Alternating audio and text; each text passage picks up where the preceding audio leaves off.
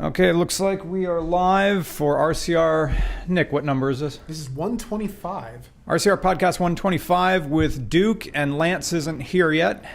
And we're here to talk about big road trip, your adventures as a mechanic. Yes. And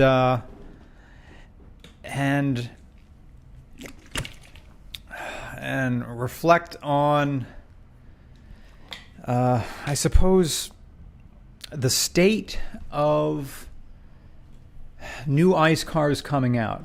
Because I was thinking of you the other day. I was watching some, I've been doing a lot of scrolling on Instagram Reels and things. Mm-hmm. And there was this Ford that someone had, a modern Ford, like a Super Duty. Yes. And it was running a 6.2 gas engine. And he was saying, oh, it needs this, it's leaking oil. And he mentioned something that I've never heard before, upper and lower oil pans. Oh, yeah. There are a lot of cars that have a tiny little small lower oil pan, and then there's like a big spacer ring, and then they consider the top gasket the upper oil pan gasket. So it's in the same place, it's just like two different parts with a spacer in between? The world of oil pan technology is a great mini splendored thing right now. Yeah. We just did, I think it was a 2007 Jeep Grand Cherokee. You want to eat the mic. Like this mic is like you're a stand-up. That thing only hears what's an inch in front of it. So, okay, cool. Yeah. Okay. I was like, I don't want to. That's okay. I don't want to just the thing. No, the mixer will handle it. We did the oil pan on a 2007 Jeep Grand Cherokee, mm-hmm. and it looks like they sourced it from Little Tykes. It's made out of the same stuff as was it a plastic oil pan? Totally plastic, baffle and everything. Uh-huh. And it's made out of the stuff they make little playhouses out of. The same style and everything. They've got that. They've got partial plastic pans where it's plastic and metal. It all molds into metal. There's all sorts of craziness. So what they were talking about, have you run into this? That the mechanic was saying that we got a chat going in there? Yep. All right, great. You do. The mechanic was saying, here's what I had to do to get to the upper oil pan. They had to take the cab off the truck to get to it. I can totally believe that. How much are you allowed to talk about with your work? Do you work for an independent or a dealership? I work for an independent. Okay. I do not think that they would mind. Okay. Yeah, I don't think they would care. I also saw something interesting about this Ford 6.2. I'm looking at it for a second. I'm like, there's one too many pulleys on here. Wait a minute, there's alternator on one side and there's an alternator on the other side. Yeah, that's more common with like ambulances and stuff. Oh, okay. They need a lot more power to do things. Okay. But they have like dual brackets for Econoline setups, and for like, I know there's dual brackets for Tahoes and stuff. So that's something that's not new, having two alternators going around. I've done that for years. Oh, okay. Yeah, all right. That's pretty normal. All right. Also, and to be completely honest, upper and lower oil pans isn't that uncommon. Really? My mom's 2000 Mazda MPV, the first oil pan I ever did a gasket on was a double oil pan gasket. Why do they have to space in between two different oil pans instead of just making one big one? Well, that's more like they give you the ability to do the bottom one, and then you can. I wish I could tell you. Okay. I wish I could bullshit an answer. Yeah. Right now. Because we were hanging out with Drain the other night and trying to figure out, because he bought, for people watching, a friend of ours who bought a Mustang Mach-E, not the one we reviewed.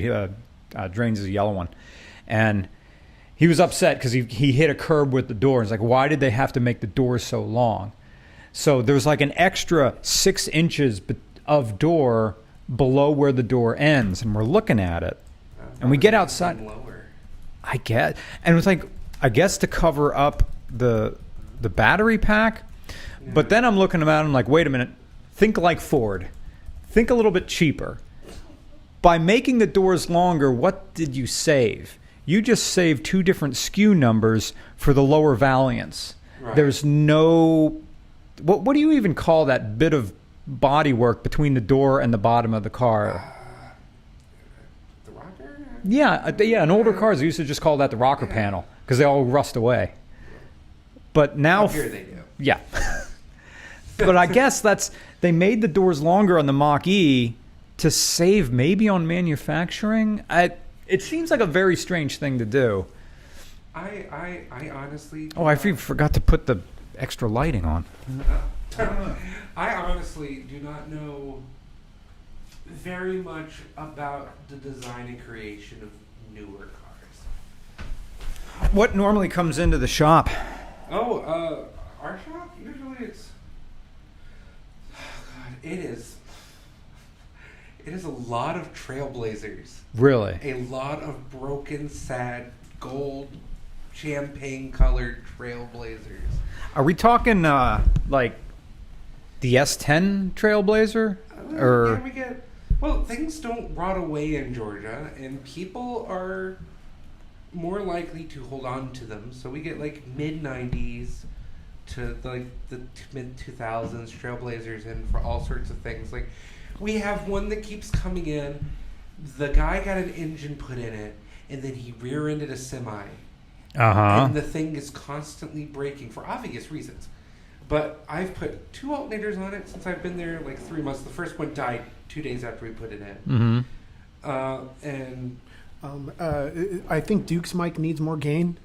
Okay, then slide him up a little bit. Which one is he? He is on pot 4. 4.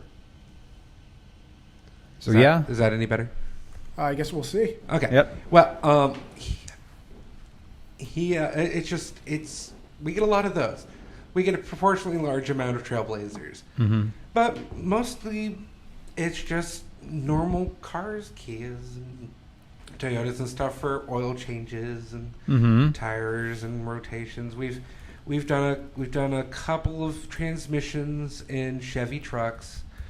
I think they just finished up an engine swap in a Chevy truck where the cam bearings had wiped themselves out, and instead of doing a cam, we just put a new motor in it. Was that one with cylinder deactivation in it? Is that thing? I do not know. I don't think so. Okay. I know how to change the motors, but I don't know which ones are the. It was a cat eye Chevy truck. That's all I know about it, and I know that it sounded like somebody had poured change into the oil. Yeah, it was not great. And he was like, "Oh, I just want to get my oil pressure switch changed." And we're like, "Well, yeah, your motor's kind of." But what type of volume comes into, like, how many vehicles are coming out on a daily basis? We have maybe 6 or 7 jobs. I'm the specialty mechanic. Okay. But our other guy, he does maybe 4, 5, 6, 7 jobs a day for just like oil changes and small stuff. And then we have the big projects which sit around. But we have I think we have like 20 parking spaces in our parking lot. Oh, nice. Yeah. And when you say you're a specialty mechanic, what is your specialty? Strange, weird crap. Okay. And diagnostics. Okay. Like when I got there, they had a Malibu that they could not get running. Well, they had got it. Is it a modern Malibu? Modern Malibu. Yeah. I think it was like a 2009. Okay. They stopped making the Malibu. It had an Ecotec 2 something in it, 2.2, I think. But the fuse box died and it killed the computer. And they thought the computer was dead, so they replaced the computer, and the fuse box was still bad, so it still killed the computer. And came around like, well, the fuse box is dead too, so you're gonna have to replace both of them. And we got that out. But my projects right now are, we have an 81 CJ7 that we sent the motor out to get rebuilt. Well, we didn't. I wasn't there yet. It's been there a year. Oh, shoot. And the rebuilder took 9 months to rebuild it. I got there right after it got redelivered, and they put it back in the car, and in the Jeep. Yeah. And it was my job to figure out where all of the bolts were, because the mechanic who took the motor out quit. And shoot. Left. Just left a pile of... Yeah. Oh, great. He just left. Like, one day said, "Fuck you guys, I'm out," and just walked out with his shit. Did he take his tools with him? He took his tools. Oh, he wasn't a guy who was like borrowing other people's tools. No, he took his tools and apparently half of the hardware for this Jeep. So we got it all back together. It had a Holly Sniper retrofit on it. Okay. That's what EFI. EFI, yeah, it's like throttle body EFI. And it had the engine guy said he was pretty sure it had overfueled and caused the piston to fall apart, but I don't know. I think the engine was dying already. But we put the engine in and we got it started, and it knocked immediately. I see a Lexus making a 3-point turn at the end of the road. That's a BMW. Oh, that's a BMW. That is a BMW. Okay. But that is Lance. All right. So Lance, who will be joining us in a minute, just finished using that 5 Series to tow a trailer from where? They were in Texas. Okay. I know Curtis is from Texas. So Lance went to go pick up his boyfriend, who's now going to be moving, has a job in Philadelphia, and they did a big road trip, which he's going to talk about. He's either going to ring you, or he's going to ring me, or he's just going to walk on in. I don't know. My phone just vibrated, but I do not want to fish it out on live internet. Whatever. I've taken Appalachian through hiker calls on this show. So I just mean the physical. Oh yeah. Try to get it out of here. Oh yeah. Once you're in the grandma chair, it's hard to get out of it. Yes, he says 5 minutes. Yeah. But that was 9 minutes. Yeah, there he is. Yeah. Okay. We're gonna go greet Lance. He's gonna come on in. All right. Nick, your mic is on, so feel free to answer questions. All right. Nick, by the way, is off screen. I'm off screen. I'm just over here. I'm playing the Jamie of the podcast, Joe Rogan equivalent. Let's see. What's wrong with the camera? Oh, okay. Apparently the camera's like doing these little weird glitchy things that are like we're watching scrambled pornography or something. I mean, it wouldn't be an RCR podcast without something technical going wrong. We just got this new webcam. So, yeah, Josh rips Appalachian vomit. I mean, I've only recently discovered that it's actually pronounced Appalachian. And that's going to be a hard bit of pre-programming to turn off in that way. So, yeah, it's going to be hard to tell for sure. Okay, so you're over there. Okay. We'll just sit wherever. I guess, yeah, you can... I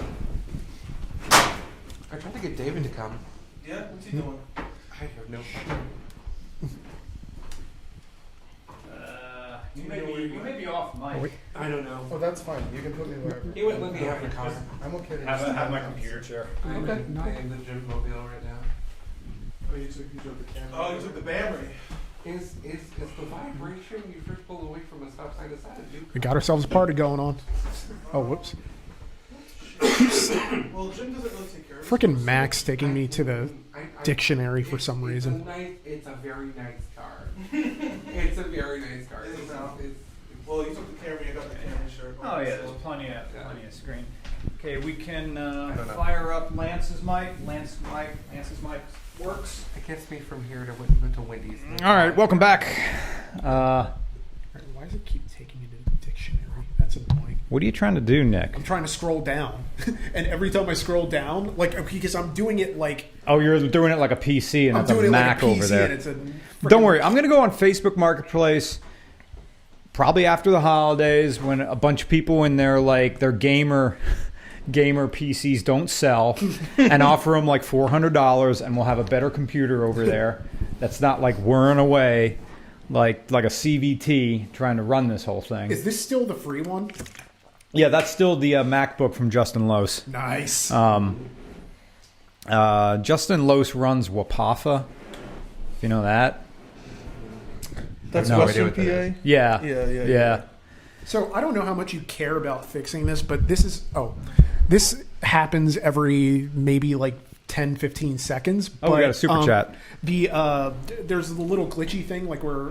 I don't know what that is. I have no idea. It doesn't drop the screen. It just gets cyberpunk a little bit for a second. There, it did it. All right. I hope it's just the USB cable. That's like an Amazon thing. I ordered a different one on Amazon, and it'll come in. But the good news is the thing likes it. The picture is better. If I'm smart, I'll get a different USB cable, and when I do a Brian and you, I'll just figure it out. I'll just do different cables.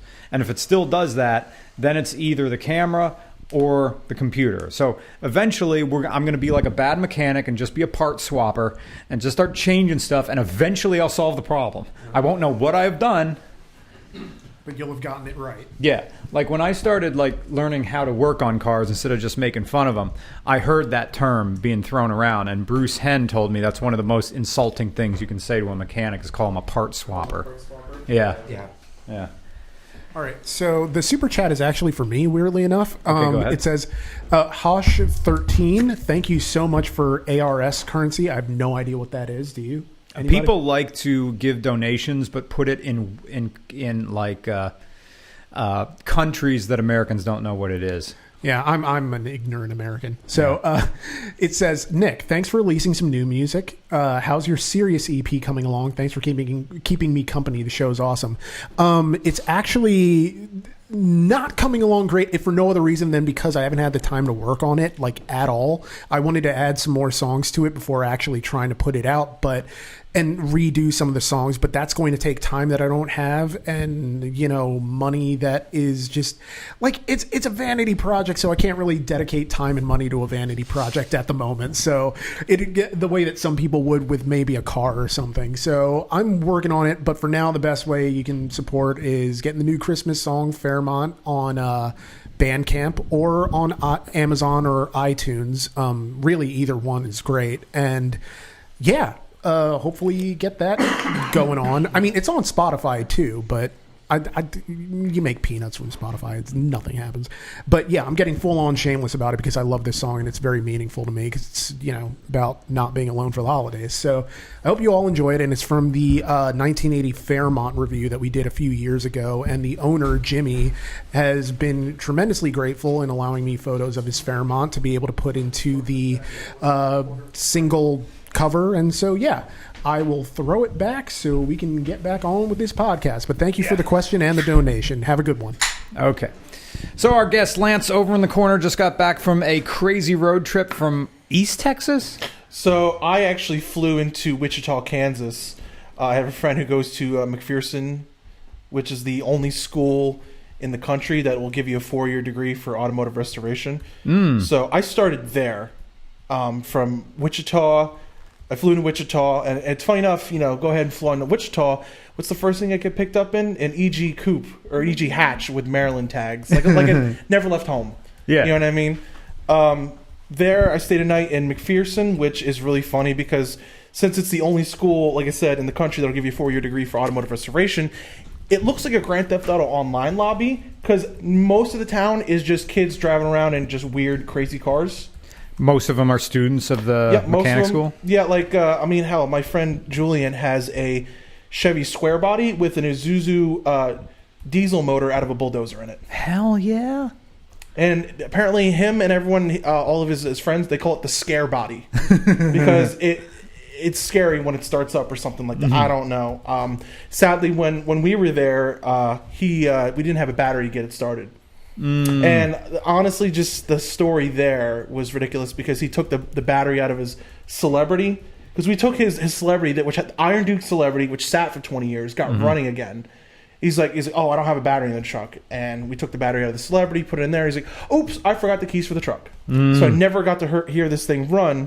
And I think it was the ECM or something like that was not actually part of the harness. He had it directly to the battery terminal, and that fell off. Yeah. So the funniest thing is that when it snapped off, we went ahead and we went to, we went to leave. It snapped off again. Yeah. We had to put it back on, and then eventually snapped off again. But what we did was he coasted it to his friend's house. Like I said, half the town is just kids going to college. He's like, oh, I know who lives here. Snapped off. We coasted to his friend's house. This was the day after Thanksgiving. Yeah. Or no, it was the Saturday. Thanksgiving was Thursday, so Friday. So this was Saturday. We coasted to his friend's house, and he goes, knocks. I need some alligator clips, and it's just since it's this one of his friends was just kind of this slightly weird chick into old cars, but also old TVs. So she Yeah. had this box of just like RCA tubes and stuff like that. Yeah. She's like, I got your alligator clips right here. And Julian goes ahead and just he grabs a slice of pie from left every Thanksgiving. Did Just- he ask? Nope. Just went over, whole hand. Thanks for alligator clip. Slice of pie. Goes ahead. Goes back to the car, puts the alligator clip to the ECM, connects it to the battery, and then we starts it up and go. And I'm like, that'll happen in 4 minutes. Like, and he's like, bye, and then we just left. Yeah. Sounds like a normal morning for me. Yeah, Yeah. So we left back to his place because he had a Buick Park Avenue, which apparently they don't have drain plugs for the transmission. So he wanted to do a transmission fluid change, but apparently you just have to drop the entire pan. So. What? Yeah, that's a normal thing. No. We got back, and he gave me the keys to it, to the celebrity. He says, hey, look, I have to go ahead and put the a new filter and fluid back in the Park Avenue. Here's the keys to the celebrity. Go ahead, drive around town. I get pulled over. Okay. No, I didn't have my seatbelt on. Just because I don't think it worked. It was like jammed or something like that. You know, it was a 20-year-old car that sat. Yeah. Or like a 30-year-old car that sat for 20 years. I didn't even check, and I was just driving around. You know, it's a small little town. Everyone's driving like 20, 30 miles an hour. I didn't even think about it. Yeah. Got pulled over, and you would think, what are no seatbelt tickets out here? Like probably $200, $300 probably? I wouldn't even know. I've never. Guess how much they are in Kansas? What are they? $30. Ah. I don't even know why they're wasting people's time. They're like, we're doing really. The cop. It wasn't even a cop. It was a sheriff pulled me over, and I'm like, dude, I've been in Kansas less than 48 hours. This is my first time here. Like, I'm like, hey, like, you know, he's like, well, we're doing really strict enforcement right now. We're so strict for $30 $30. I'm like, what is this place? What is your budget that you I only know. need to pop Not even people? digitally. They wrote it up like it was like a scorecard, and I'm like. I have a speeding ticket in the city of Fredonia, Kansas that I have not paid since I was out there a decade ago. Do they have a warrant out for your arrest out there? I don't know. It's Kansas. So I should probably not pay it then. I'm just gonna do the smart thing and not go back. But How much was a ticket? I don't know. All right. They wrote it out on a thing, and the pencil It's faded. a little scorecard. It's like a little stupid yellow thing. I know, like when you go bowling and they have Yeah. little. It's carbon paper. So and stupid. If you leave it in your car for longer than 3 hours, it's illegible. I might want to frame my ticket. I still have mine. Yeah? It's in my desk, and I every so often I'm like, I pull it out and I look at it out loud. I'm like, maybe I'll call them. Maybe, and I'm like, and I shove it back in the desk, and I never look at it again. Yep, you just out of sight, out of mind. Yeah. But yeah, so we drove down. Like I said, I got pulled over. What a while. I got back. I'm like, hey, dude, I got pulled over, and it's funny because he messaged me. He's like, there's some transmission fluid in that car. Like, there's a bottle, like a quart, I need to get. I'm like, cool, dude. Like, I'm pulled over right now. But I drive back, 2 blocks back to his house after that. I'm like, I got pulled over. He's like, damn, okay. And then I give him the transmission fluid. He tops it off, and then we head to Oklahoma City. Mm-hmm. We stopped at the Omega Auto Clinic, which is the mechanic of Hoovie's garage. Yep. Luckily, sadly they were closed. Car wizard. Yep. So, no one was there because they were closed. It was late. It was like 6 o'clock on a Saturday. They were closed for the weekend. But I just took a photo. I'm like, hey, at least I've been there. Yeah. You know what I mean? So, and then I got dropped off in Oklahoma City, and then I got picked up by Curtis, and so we went from Oklahoma City, which sucks because we wanted to stop at Taco Boy, which is the Mexican restaurant which Putin's Fab Shop is loves going to. That's the guy I showed you last night, the guy who has a bunch of crazy mini trucks and mini U-Hauls and stuff like that. I love him. He is a character and a half. You know what I mean? And he always talks about, I'm going to the damn Taco Boy. Go get me a burrito. And I'm like, okay, well, he likes it so much. And Curtis has been there before, and apparently it's good. So I wanted to stop. But he drove out there, and he's like, oh, they're closed. And I'm like, okay. So we ended up getting Mexican food in Oklahoma City instead, and then drove down to Dallas, packed up his stuff, and we went from Dallas through Houston. We stayed a night in Galveston. And the whole reason why I wanted to stay a night in Galveston was because of the video of those 2 dudes who went around and tried all the rainforest cafes around the country. That was Eddie Burbank and his friends. I think Atlantis King was talking about that. She was. And apparently the Galveston location was the best. And they have a ride there. When we went there, it was closed because it was off season. But I've been to Rainforest Cafe in Detroit before, and the Rainforest Cafe in Galveston, it's way better. The food was actually good. You know what I mean? I was surprised. I'm like, I've been to the Rainforest Cafe in Detroit, and I'm like, okay, so this is like a slightly upscale Applebee's with more theme to it. But, the food was actually really good. So at this point in the story, you're now towing a U-Haul trailer with a 89 5 Series? 89 535i. Hell yeah. M30 engine, God's motor, apparently. Yeah. Single cam for life. Stayed a night in No Galveston. Vanos? Absolutely not. Nope. So stayed a night in Galveston. The whole reason why, like I said, was to stay, go to the Rainforest Cafe to see, is it really up to, the biggest and the baddest one? Yeah. And it was solid food. I was delightfully surprised. So I may be out of loop. What is a Rainforest Cafe? Okay, a Rainforest Cafe. Is that one of those things with the talking animals? By the way, you want to be eating the mic. You literally want to have it. There is no way you can get that mic close enough and it'll peak. It won't. See, Okay, what is the Rainforest Cafe? that's exactly how. Like when we had Ian Finance on, the comedian, they literally, because you're made to be on stage with one of these things. Some people literally just rested on their chin like this. It's sort of weird because the rest of us have studio mics, and this is the extra one because we're out of mic stands as well, and holding these are weird. And another thing about these is you can handle them, and it's not going to make any noise. Whereas if I touch these, it's going to tonk, tonk, tonk, and the people are listening with headphones on. I mean, I can make it sound worse if I take the mic buff off, and then I get right on top of the mic, and then I can make it sound even worse if I take the cage off of it and speak directly into the condenser. But probably everybody with headphones on just hated that right about now. So yeah, Rainforest Cafe. So right like this is usually pretty good, right on your chin. I'm assuming from here people can hear me. So just keep it right there. Oh yeah, the audio technical Note ones. taken. The audio technical ones are way more sensitive. Okay. So I already have a good enough voice. That's this why is I've never fine. want to talk like this because You are literally the loudest human being I know. exactly. So yeah, I got that coming you're from me. fine with Yeah. the way it is. We can keep these in front of us. Nick, is anybody in the chat referring to sound or reacting to the sound that I was just doing? We're Not on yet. like a 10-second delay, so. It says advanced Discord trolling techniques. Nothing really about so sound. that's fine. So how is an 89 5 Series? What is it? How does that handle with a trailer on it? Apparently, it's pretty solid. And it's funny because I asked Curtis, I'm like, what's the top speed you can do this at? He's like, I don't know. So we're bombing through the South going like 80 and 90. And then we finally drop it off, at the Doylestown U-Haul. And he looks and goes, oh, max speed 55. I was going to say, well, the max speed is 55 according to the Fender. Yeah. I didn't look. You think that's because of the tires? The tires are just like little trailer tires that are. What's the lowest rated tire you can buy? I do not know, but I'm betting it's because of to keep it from starting to sway. Yeah. What size trailer did you have? It was a 4x8. A 4x8. So you had a Okay. 4x8. I had no trouble with it wanting to sway or wiggle with me. It just, the rear shocks couldn't keep up. Where The did you? trailer would start doing this number was the trailer was bouncing and my car was bouncing. Yeah. And that, the Yeah. entire drive was like, Did your car come with a hitch, or did you have to put a hitch on? no, I put it on And it bolted to where? the trunk floor and the crash bar. All right, so you have a trailer hitch bolted to the floor of the trunk on the underside, Yes.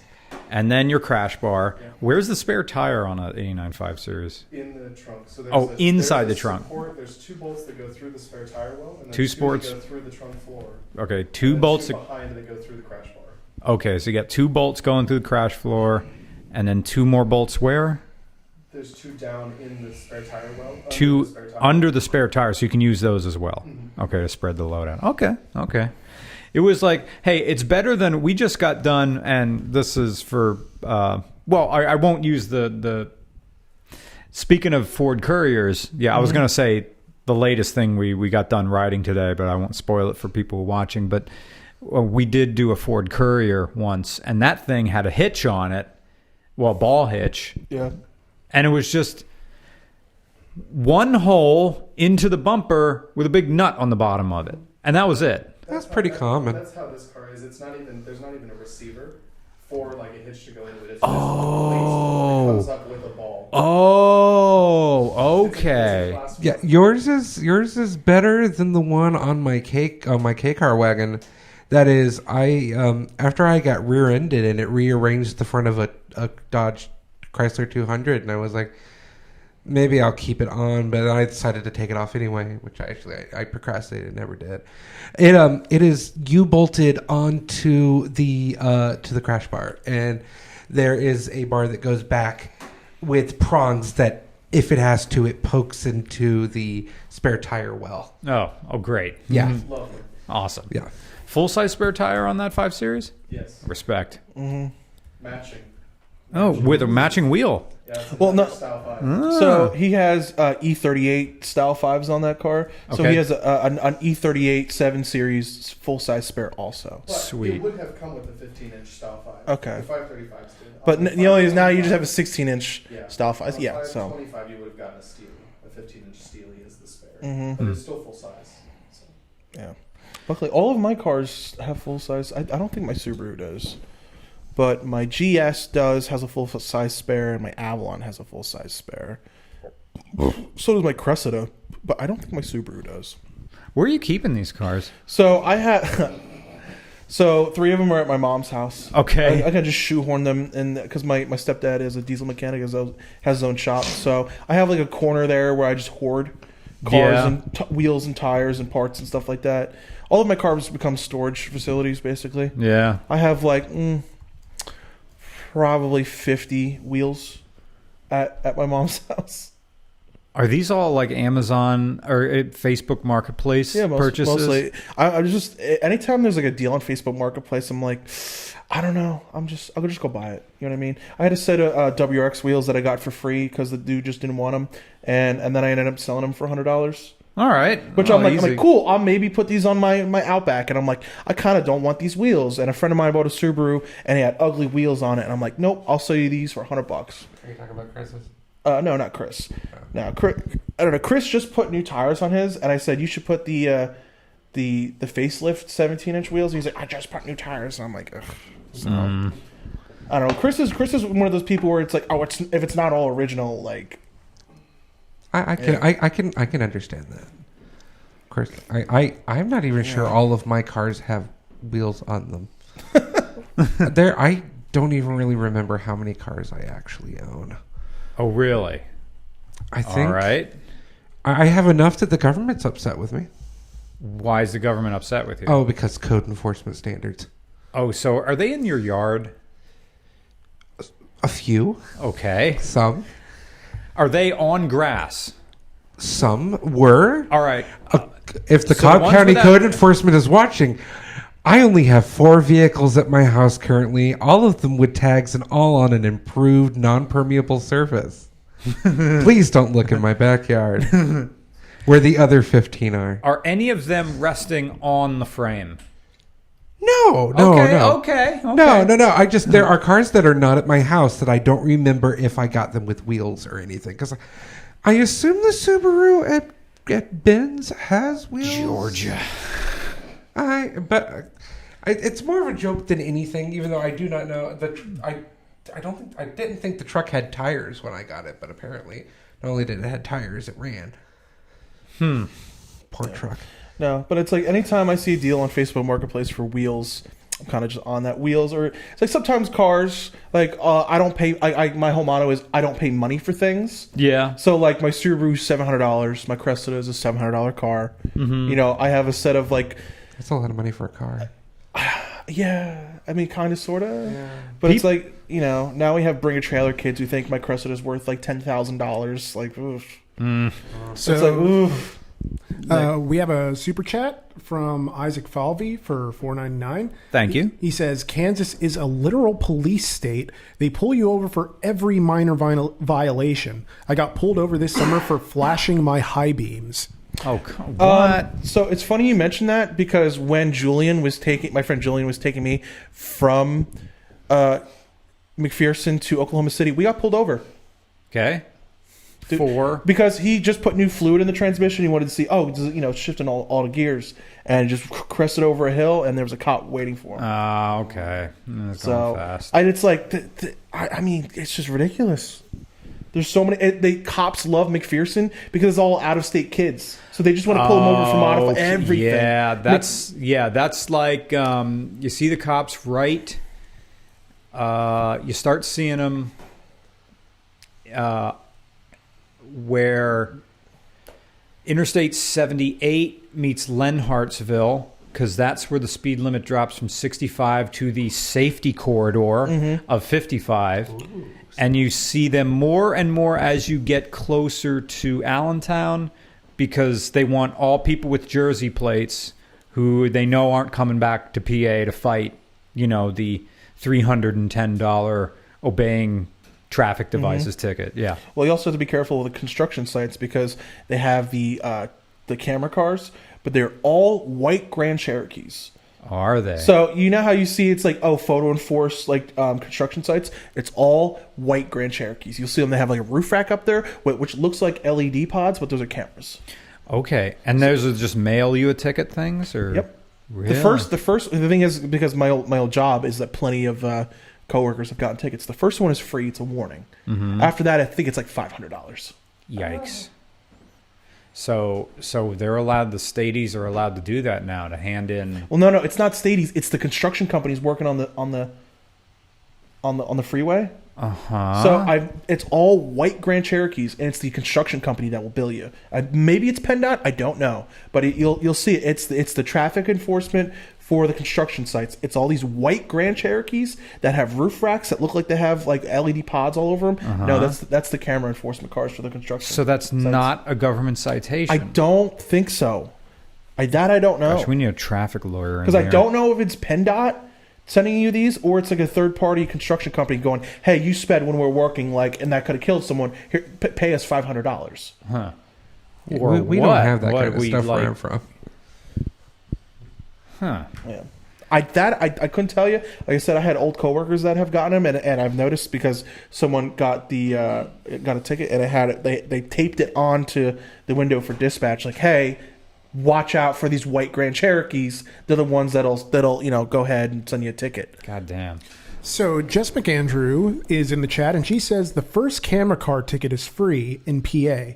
The second one is $50. The third is $100 and points. That's interesting. Okay, so how is a construction company, if that's true, issuing you a government citation? Unless I don't know the answer to. Because it's similar to like the traffic cameras in Philly, how it's not a government. It's the Philadelphia parking enforcement sending you those. Okay. So, yeah. Which is recognized by whatever local police. Like, you know how like people get like traffic like parking tickets in Philly, and it's like, oh, that's not a real government. You know what I mean? Yeah. That's a third party, and people just don't pay them. Like, I've heard that a million times. Yeah.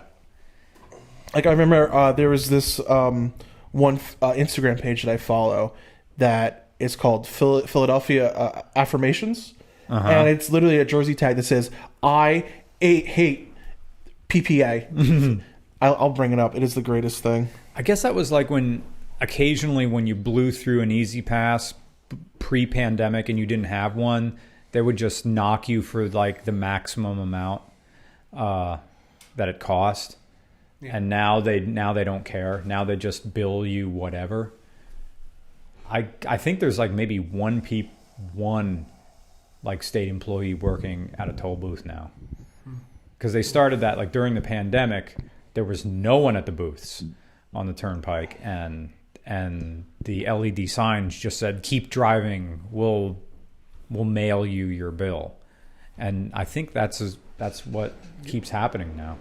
So I know every single giveaway car I've driven back from Jersey doesn't have an Easy Pass in it, and I blow through the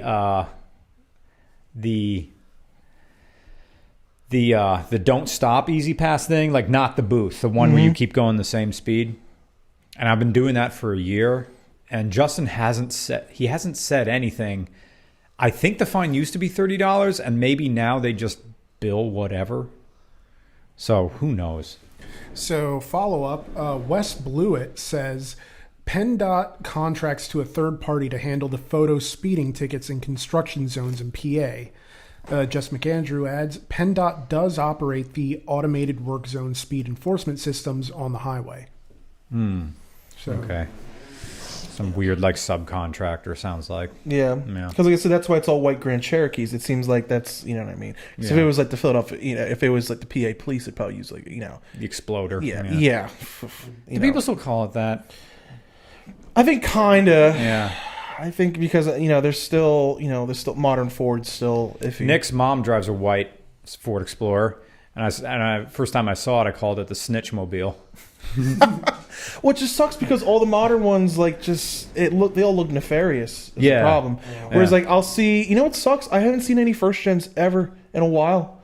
First gen Explorers. It's like they used to be everywhere, and I noticed like I had a friend of mine who had a 2-door manual one. They've all disappeared. I still see second gens like every once in a while, but first gens are just gone by the We wind. still have a few in Georgia. I see one like Once you get up to the mountains, they're still cockroaches.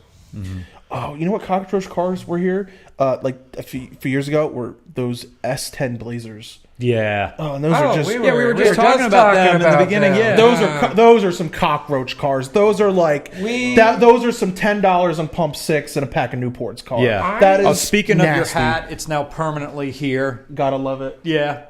So for everybody watching on video, Lance's eyebrows, and in a very sort of "can you smell what the rock is cooking" way, is now permanently up there, and it even printed out nice and magenta to match the frame, like it's an old timey photograph.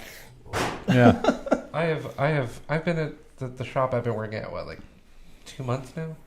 Yeah. Yeah, and I have personally laid my hands upon maybe 20 Trailblazers to the point that I look at them and I get sick because they're all trash. Oh yeah. So I had a friend of mine who childhood best friend of mine who was a line cook. This is gonna be the nastiest thing you heard. So he was a line cook, but he was still a picky eater. So for lunch, 95% of the time he would go to Little Caesars and get their lunch combo. So he would have greasy hands and it'd be smeared on everything. And this dude drank exclusively Mountain Dew and Monsters, so he would they'd explode everywhere. But then he also smoked American Spirit Blacks. So the entire car was greasy and looked like Pompeii. Because it was just like cigarette ash would get on all the sticky bits, so it just was ash everywhere. Did he rear end a semi-truck? Because I'm pretty sure I fixed his car. That was my friend Mason who... Oh, that is disgusting. Oh my God. Oh yeah, his diet was awful. Because he would just drink Monster and Mountain Dew. He passed away? No, he's still around, but now he drives like a... No, but now he's changed his ways. He had like a Hyundai Elantra, blew that up. Now he's like in a Civic, and I know that's probably still covered in ash because he's a line he's cook still smoking like that, yeah. Chain smoking? Oh, hope not, but I don't know. Every time I see those Blazers, all I think about is just like trailer parks and like going to Walmart pajamas type people. That genre of human being. Yeah. My boss's girlfriend's mother has one, and it's actually very nice on the inside. Yeah. It's a little rough on the outside, but it's very nice looking. Yeah. I mean, there's every so often you get one that's old, driven by an old person. And it still smells a little, but there's a little bit of death in here. It smells a little bit like somebody has spilled a drink under the passenger side seat and then tried to fix it by pouring cigarette ash on it to soak it up. Oh no! Now I think the earlier one, the more boxy ones, those aren't terrible. It's like when they facelifted them in the mid '90s. Those just the plastic on those rattled worse than XJ Cherokees. The 80s ones were pretty bad too. Was the XJ Cherokee? Could you get those in stick? Yes. Oh, you could. I have a 2-door 5-speed 4-liter 4-wheel drive. How much you want for it? It is not for sale, and you do not want it, even though It's perfectly fine, and everybody does want it. But Yeah, I mean, I proposed to Justin Burnash, who gives us our giveaway cars, that should be a giveaway. Real burp. An XJ. I have to stick put a shift motor Cherokee. in it. That'd be cool. I I'm have to trying to put a get him to motor do in like either a TJ. I'd do a TJ again, or a YJ. We've never done a YJ Jeep, a YJ Wrangler. But we did a TJ Wrangler once. But I'll give away another TJ Wrangler because those are people want them. People want them, and they're rusted, and people will still pay $18,000 for one of those things. my favorite thing Jeep about people. Jeep people, yes. People. I was putting in question to people. Yeah. my favorite thing about my XJ is I keep it bone stock. Mm-hmm. It hasn't been on the road in a few years. I'm the second owner technically of it. Okay. And the first owner of it used it for towing a boat up to what's that bay? The where they have the old bay. With the Maryland? Yeah, there's the bay there, isn't there? Chesapeake. Yes, Chesapeake Bay. He would tow a boat up there. Okay. Every year. From Georgia? From Georgia. I Okay. don't know. I guess he had an asphyxiation. Yeah, I don't know. It was bought at a dealer in Virginia because their Bronco had blown up or something, and he walked down the hill to the Jeep dealership and told them, "I want something that can tow this and has air conditioning and I can let my dog piss in the back of." But he also believed that water was the best thing to run for a coolant if you were towing. Oh, great. So the inside of the motor is rust, and it ate the freeze plugs out of it, and now I can't drive it because you can't hold water in it. So I got to pull the motor out, and I think I'm just going to replace the motor since it's already at 250,000 miles. If you poured distilled water into a radiator, will that still rust? Not as... Yeah, I would think so. But maybe not as bad. Okay, but don't do it. No, you're supposed to mix your coolant with distilled water, but I wouldn't run just distilled water. Though people in the South do it all the time because it doesn't freeze. Well, I mean, yeah, because it Florida. doesn't freeze, and we're Florida. poor. Yeah. I'm not going to waste $13 on a freaking Grand Prix to put coolant in it. Well, I can't remember when I had to pour coolant into the Falcon. Yeah, it was 50-50, but I think I was just I poured half the bottle in, and then I poured half the bottle in and filled it back up again. I had the straight stuff, and then just got it from the shop sink, and then poured it back in again. Did I? Well, I don't have the Falcon That's anymore. not the right way to do it. Okay, what's But the it's right the way to we do it? I mean, Don't. It's like you have a job. It's like here's the way I do it. Don't do it this way. Right. Well, What's the right way to do it? Also, if you pour half the coolant in and then fill the bottle up the rest of the way, you aren't doing 50-50. You're doing 50-50 of the second half. No, I told you I poured the whole bottle in. I mean, yeah. That's still the wrong way? You're supposed to use distilled water. All right, okay, I'll do it in the future. everyone's done things that they shouldn't have. Like I had a Dodge Caravan that I hit a deer with. I still had to go to work, so I would, it's like, oop, gotta go to work. Take the garden hose, just shove it in the radiator. All right, time to go to work. Drive to work. It would all pour out. I then use the hose at work, just and then drive home. My Subaru GL has a real bad problem of the first time you drive it in the cold, the thermostat sticks. It shits all the water out of itself and then it overheats.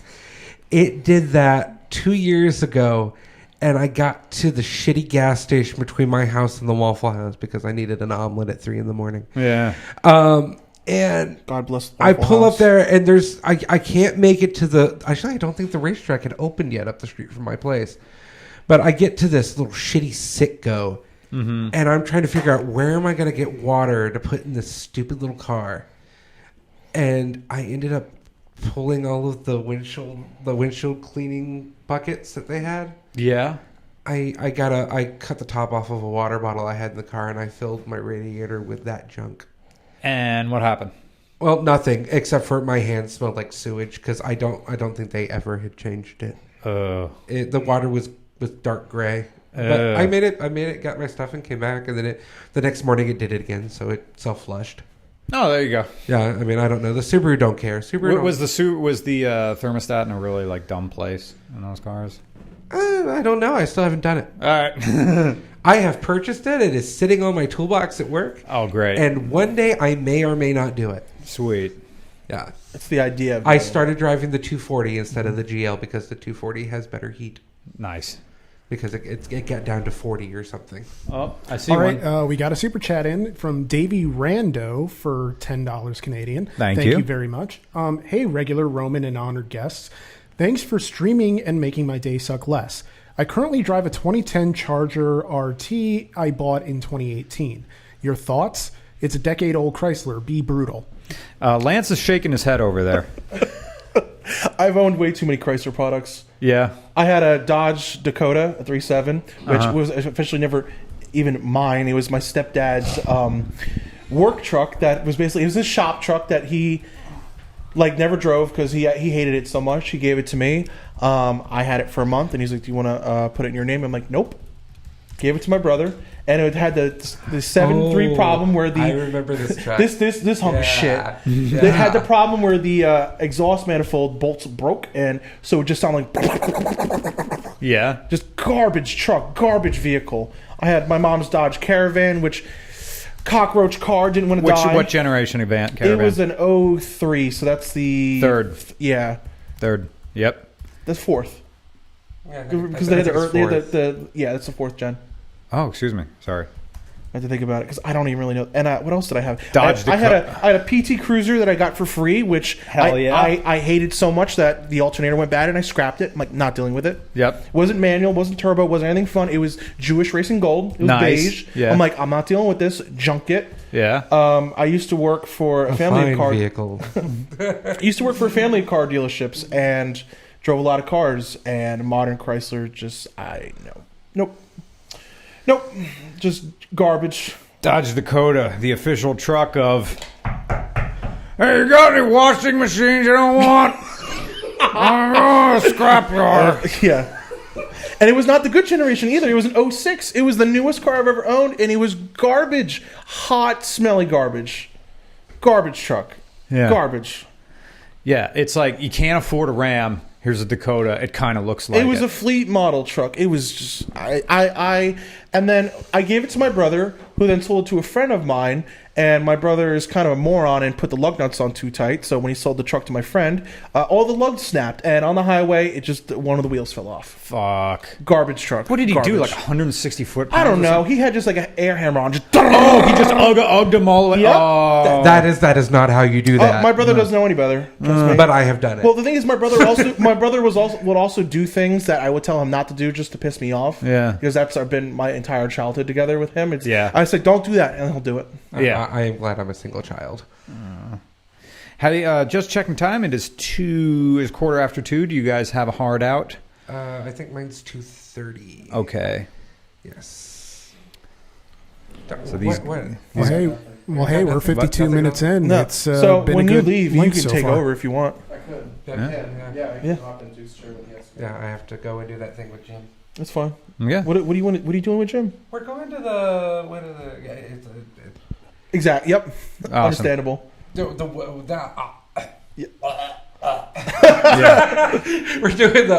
we're going to a live podcast. Oh, you're doing a live podcast. Are you going of from a podcast to another podcast? You're going to be on a podcast to go to there's your problem. You're going to do their live show. podcast. Yeah. And watch God, we need to do a transgender communist. I can't remember the way that Jim put it. He has a way of words, doesn't he? He does. I'm gonna find it real quick. Jim has some catchphrases. He's got, to make a long story longer. He says that. Mm-hmm. He says... Well, he says at the any horse rate, knows the which way. is like an older man sort of thing, because my dad says, well, at any rate. I'm like, wait, what? Yeah. The rate of what? Also, I was talking, it was myself, Drain, and Jim last night at this really good restaurant near Villanova that I've driven by a whole bunch. Used to be, we're the one at the Y intersection. I'm sorry for people watching. We're doing like East Coast PA things. He has to learn anyway, so... Great. Which I'm kind of shoving down his face. The point, but within Pennsylvania is multitudes. There is so many different subsets of this to the Commonwealth. And I'll never say state. We're a fucking Commonwealth. Well, so is Massachusetts. Virginia? I think Virginia's a Commonwealth. I think Virginia, yeah. Anyway, I was talking to Drain about doing a live show of RCR, live podcast at Philadelphia next year. I hope the bandwidth can withstand A live podcast. a live podcast doing video. Now, with OBS, we can crank down the quality, so hopefully save bandwidth that way. And also, it has the ability to record, which we've never tried doing that there before. And I wonder if the computer can handle it, because right now that fan is still going nuts over there. I always say I'm not an IPA guy, and then I just killed this one. Yeah. I have been kind of gaslit to enjoy IPAs. Yeah. There was this bar in Manayunk in Philadelphia that the bartender kept handing me samples until I liked one. And that's the Goat's Beard in Philadelphia, my favorite bar in Philly. Shout out to them. Yeah. That's the bar that gaslit me into enjoying IPAs. IPAs. That's crazy. IPAs have gone through a sort of.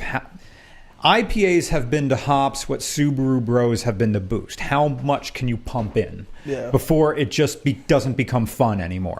And thankfully now people have been backing off. This beer is brought to you by Ben McElwee, and that is.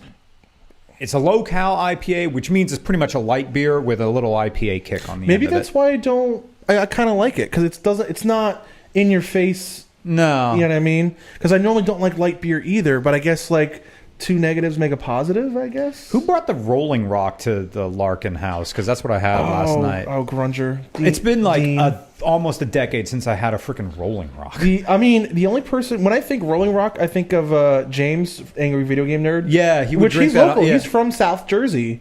Oh, is So- he? Yeah, he is. Apparently, he's also been to. There's a video game store in Quakertown, PA, that he's been to before. Apparently, the people who work there said he's been there before. But, Oh, nice. funny enough, I've never ran into him. I ran into him once, talked to him for a little bit after Too Many Games. He's not into cars. He once had a video. He had a video called "The Dragon in My Dreams," which was more about this like playground he did growing up. And he did mention like his first car was a Chevy Lumina, the Chevy Lumina Z something, Z20 34, 24. something like It's funny because my first car was also a Chevy Lumina. Yeah? Which I got for $500. Oh, what that had? If it was the Z24, that meant it had the 2.4. That 60-degree V. Didn't they have 2.8 Luminas? I don't know. Maybe early ones. Maybe it was the Corsicas or something. I don't know. 4-wheel drive GM stuff. I get a little hazy on. I don't like But my first car was a 93 Lumina with a 3.1. And the story on it was for my 17th birthday. Since I grew up really broke. For the later half of my life, because my father had a head injury, and there goes all there goes all the money. My mother gave me I was 17. My mother gave me $250. She says, "Get another $250, and you're buying your grandmother's neighbor's car," because my grandmother neighbor passed away, and the kids thought the car was a hunk of shit. Which really was a 93 Lumina with 49,000 miles, garage kept. Yeah. Smelled new on the inside. So, but that was my first car. But of course, I was 17 and I hated it. I ended up flipping it for $1,300. Not bad. And my second car was a 96 Civic hatch with a B20 in it. Sweet. And 5-speed. And I didn't know how to drive stick. But so literally on my way to go pick it up, I was on YouTube like, oh, so how do you drive stick? Nice. I was going to say about the Jeep that we had talked about earlier. That was my first stick car, and I bought it only because my mom told me I didn't have the brain power to drive a manual. Oh, what a bad! And I what a said thing it to was say. in my neighbor's driveway. Yeah. And I walked over there and I said, I would like to take this on a test drive. And they said, okay. And I'm like, let me look through the manual and see what everything does and everything. And I learned how to drive a manual from the inside of the Jeep book on the how to drive your car. Oh, it had it in the manual?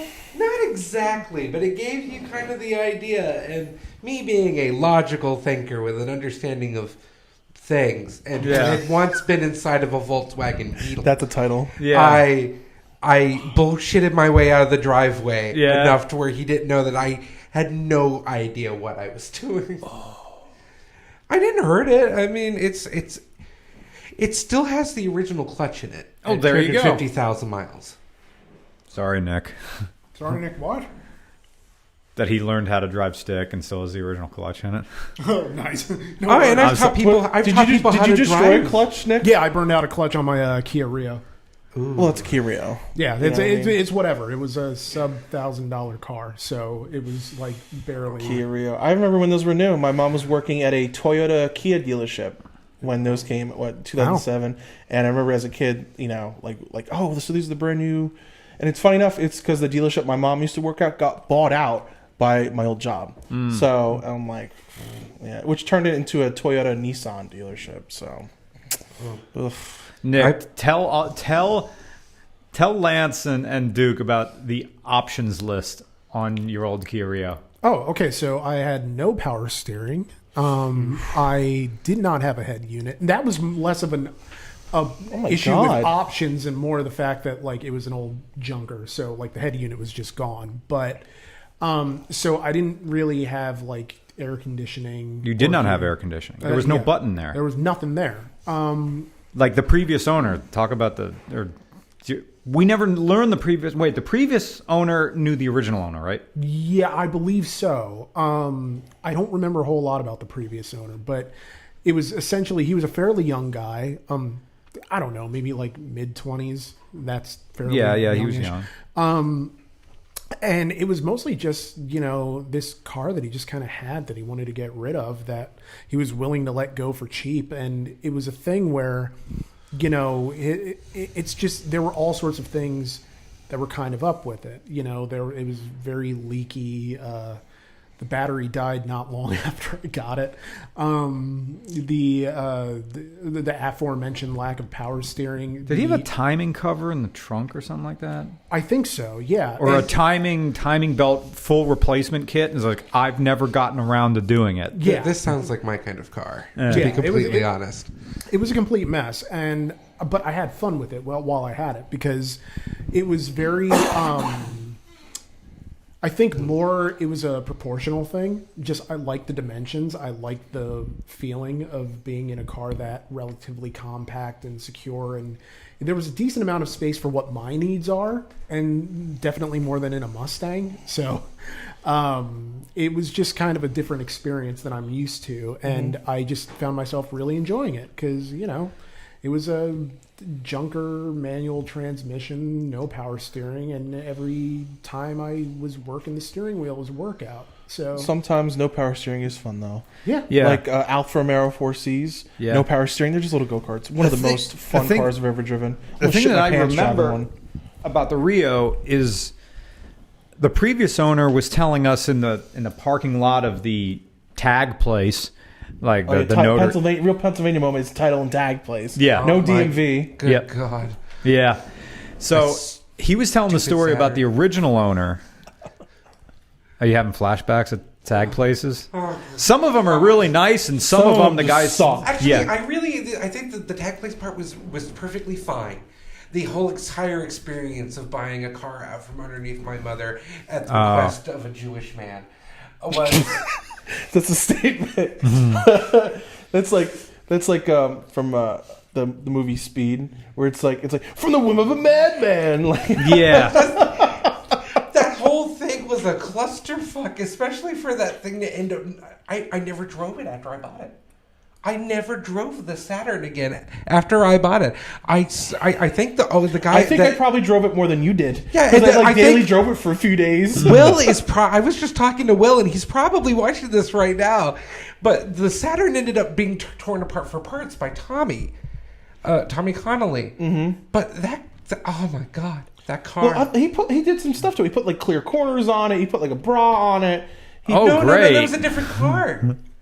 That was a different car. Are you sure? Yeah, because we tried to fix it, and when they put a 1991 motor in a 1994 Saturn, and you can't do that. They have a different amount of teeth on the timing reluctor and a whole bunch of stuff. But when I bought the car, it ran shitty but decent. Okay. We fixed the car after I sold it to my friend. We took a few days and we put new motor mounts in, and we converted the motor to be the right style mounts and everything. And all of a sudden the car wouldn't run again. Like, it would start, but it ran like warmed over dog shit. Mm. I felt really bad about it too. I mean, how much you pay for it? Like $400, $500? 600. It was a $600. It was fun. car. Hey, look, I had fun driving it. Really notchy. My favorite part was the color match duct tape in the door jambs. Oh, that was me. That was you? I taped the steering wheel up. No. I'm talking about in the door jambs covering the rust. Oh, That matched yeah. the color of the car. I bought the car without even realizing it was there. Oh. I'm used to It's the Georgia. Saturn rust spot. I'm used to Georgia, where you buy a car. The thing you have to worry about is that it's about to eject piston number 3 through the trunk. Not you got to worry that somebody. You got holes. You got to put your foot down too hard. You're gonna go right through the floorboard.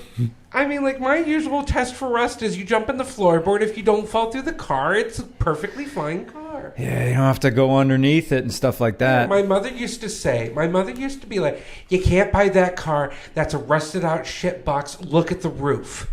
Oh, yeah. And I'd be like, well, that's Not just getting your surface. creeper She's and like, going underneath. It's rust. Rust is rust. You still have to get it painted. It's rotten. Paint rust, huh? Yeah. Yeah, that'll stop it. Well, it's Georgia, where everything rusts from the top down. You're more likely to end up with a rust hole in your roof than you are in your floor. Okay. Yeah, which then leads to a rust hole in your floor. Yeah. Do you guys just letting you know, it is 2:30. Okay. Do you guys only answer super chat questions, or if We'll answer normal They ones. come in like a normal chat question. is there anything? There was one in there that was to the effect of, is Stellantis going the way of AMC? And I asked for clarification on it, and they never got back to me. But I believe they mean, like, is Stellantis in decline? Is that whole organization? Well, speaking of, like, manufacturers going, better or getting worse, I think Nissan's turning a new leaf right now. Because, they got rid of Ghosn. I think since they got rid of Ghosn, and now, they're trying to rebrand right now. Yes, personally, right now, I would buy a new Nissan Frontier over a Tacoma because Toyota people are paying way too much for these trucks. Hey, there we go. That is a very deep chair. The floor is slippery. And the chair Far deeper than it looks. Yeah. All right, folks, we're going to swap things out. I'm going to be back in a second. I guess I can keep talking. Oh, you can, yeah. Well, I'll tell you something, is I will go ahead and I'd rather buy a new Frontier right now because I think it looks better than the Tacomas. I think since Nissan has something to prove right now, and also Toyota people are paying way too. I'm a diehard Toyota guy. I own a Lexus and 2 Toyotas, and I think they're not worth buying right now. The people are paying way too much for these damn trucks. Tacoma's 4Runners. There's Toyota dealerships right now asking like $100,000 for like a well-optioned 4Runner. Because they're just trying to gauge. They know there's these Toyota kids that like will pay anything. They just came out with a 40th anniversary for the 4Runner, and I'm like, I know they're gonna scheme like $100,000 into some kid, some TikTok kid who makes money on TikTok. Yeah, you know what I mean? Probably. They're aiming for that disposable income, exactly. Too young to know that they need to hold on to the money kind of crowd. Do you want to introduce yourself for the podcast? Yes. So I'm. My name's Curtis. I'm the one that just moved here from Dallas. So I'm the one with the BMW that we took the road trip in with the trailer. But other than that, I don't have much to introduce myself with.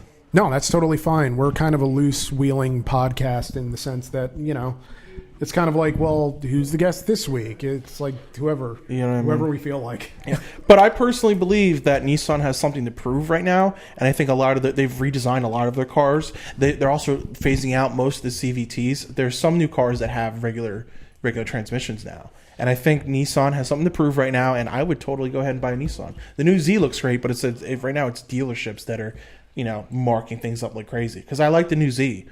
You know what I mean? I really do, but it's just these dealerships that are going to go ahead and just making the release just a headache. And much like Kia and Hyundai that have struggled like really hard for the first like 20 or the first 2 decades that they were like big in the States. They had to come back hard in the last couple of years, and really, I mean, like maybe I'm slightly biased because I work for Hyundai. But like they've had to really, really prove themselves over the last 10 years or so to try to have a chance at surviving in this market. And I think Toyota is doing a really good job of just riding on their existing success that they've had for forever. But I think Nissan realized that they sort of started to to fall behind, and now they've got to pick up the pace and prove themselves again. So I'm good. I'm still working on mine. I'll probably kill that one too. I can't say no to beer. I'm one of those people. So my only problem with Hyundai is I think they've what Kia and Hyundai what the Korean auto manufacturers have done have overstyled a lot of cars to the point where even Japanese manufacturers were looking at Kia and Hyundai and like stealing their design language kind of. But people were starting to complain recently, last few years that these cars are way too overstyled. Yeah. Well, and you and I disagree about this because I love Hyundai's and Kia's overstyling of things. Like I think that they're doing it just right enough to really catch people's attention. Way too much. And I know that the current gag is like Kia just changed their whole emblem from like the standard like Kia in the black oval to now it has like that K in the backwards N looking thing that confuses everybody. But I feel like that they're like just trying to really make a big statement on the market, and so I feel like their overstyling is very intentional so that you can no longer confuse them with any other car on the road. Like for me and a friend had this conversation once sitting at dinner. If you try to think about what a 2007 Kia Optima looks like, it's just a car. There's no defining features to it that really separate it from anything else on the market. Like it's just a mid-size 4-door sedan that looks like it, if you just described to someone who'd never seen a car what a car looks like, and that's what they would draw. Yeah. So I feel like now they got to really be bold and be aggressive with their styling to make it count. So one of the comments that I saw on here was from Davey Rando. He said Nissan's biggest problem, the bad CVTs, are not going to be a problem with increasing amounts of EVs. And follows it up with, I actually foresee Toyota taking a downturn because of their weird refusal to introduce or even develop any EV models. They could shift their focus, but it may be too late. To which Conaway Douglas says, Toyota has the Mirai, though. They're on some hydrogen fuel tech, low key. Well, there's a reason behind that, though. It's because Toyota's working with the Japanese government for more hydrogen cars because Japan has an energy crisis right now, and so the whole thing is Japan wants most of their energy to come from hydrogen. So Toyota is working with the Japanese government to create more hydrogen, try to push hydrogen cars more. So that's why Toyota's not really on the EV thing right now. It's because they want to push hydrogen because they want to work with the Japanese government to help with the energy crisis in Japan right now. Interesting. That is something I didn't know. I knew that Toyota was very opposed to the whole EV thing, and they would prefer hydrogen or like alternate or hybrids. I would buy a hydrogen car if we had better infrastructure. Yeah, I didn't know the reason. I didn't know the reason why. I didn't know there was an energy crisis. Interesting. Well, another thing is since they've overstyled cars way too much, I've noticed is that people have complained about it, especially like the Lexus big grills and everything like that. Honda has redesigned almost their entire lineup recently, and the new Accord looks like a car from BeamNG. It looks like nothing. So they went ahead and understyled the car. A lot of new Hondas look like you could slap on a badge from any manufacturer, and it would fit. Like the new Honda CR-V, that looks like a Ford, you know what I mean? It looks like something Ford would have made. And it's just like, oh my God, they went from overstyling to understyling. And it's just confusing. God, I drove a Honda CR-Z finally. Mm-hmm. Oh, the electric hybrid thing. Are they hybrids? They're hybrids. They're hybrids and available in stick shift, and they're neither economical or powerful or fast.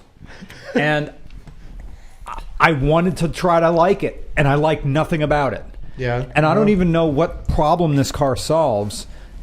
Yes, I guess you can get 45 miles a gallon, but if you really, really baby a Honda Fit, you'll get 40 miles a gallon. Right. Who needs this thing? This is like Honda being General Motors, occasionally making a car that appeals to no one. That it's like, or they try to compete with themselves in a kind of like a Fiero way. The CR-Z flopped because they called it a modern interpretation of the CRX, which it was the farthest thing from that. Yeah. It had an economy engine, didn't have double, okay. There's nothing wrong with the D Series 1 Slammer that Honda made. That's one of my favorite engines ever made because it revs like crazy, even though it's a single overhead cam. And it can make, well, no, it doesn't make good power, but it's fun to rev out. Absolutely. The CRZ, like, I wish I would have gotten a chance to drive the manual version. This is one with the CVT version, and it sounded and felt like a fucking Altima, and it was just. And I guess there's but you press this S button and you'll get a little bit more power from your like. You're priming it for to receive. yes, because every time you wanted a little bit more power, just give me the maximum amount of power out of this 18 horsepower electric motor that's attached to the bell housing, which is where it just sort of helps everything.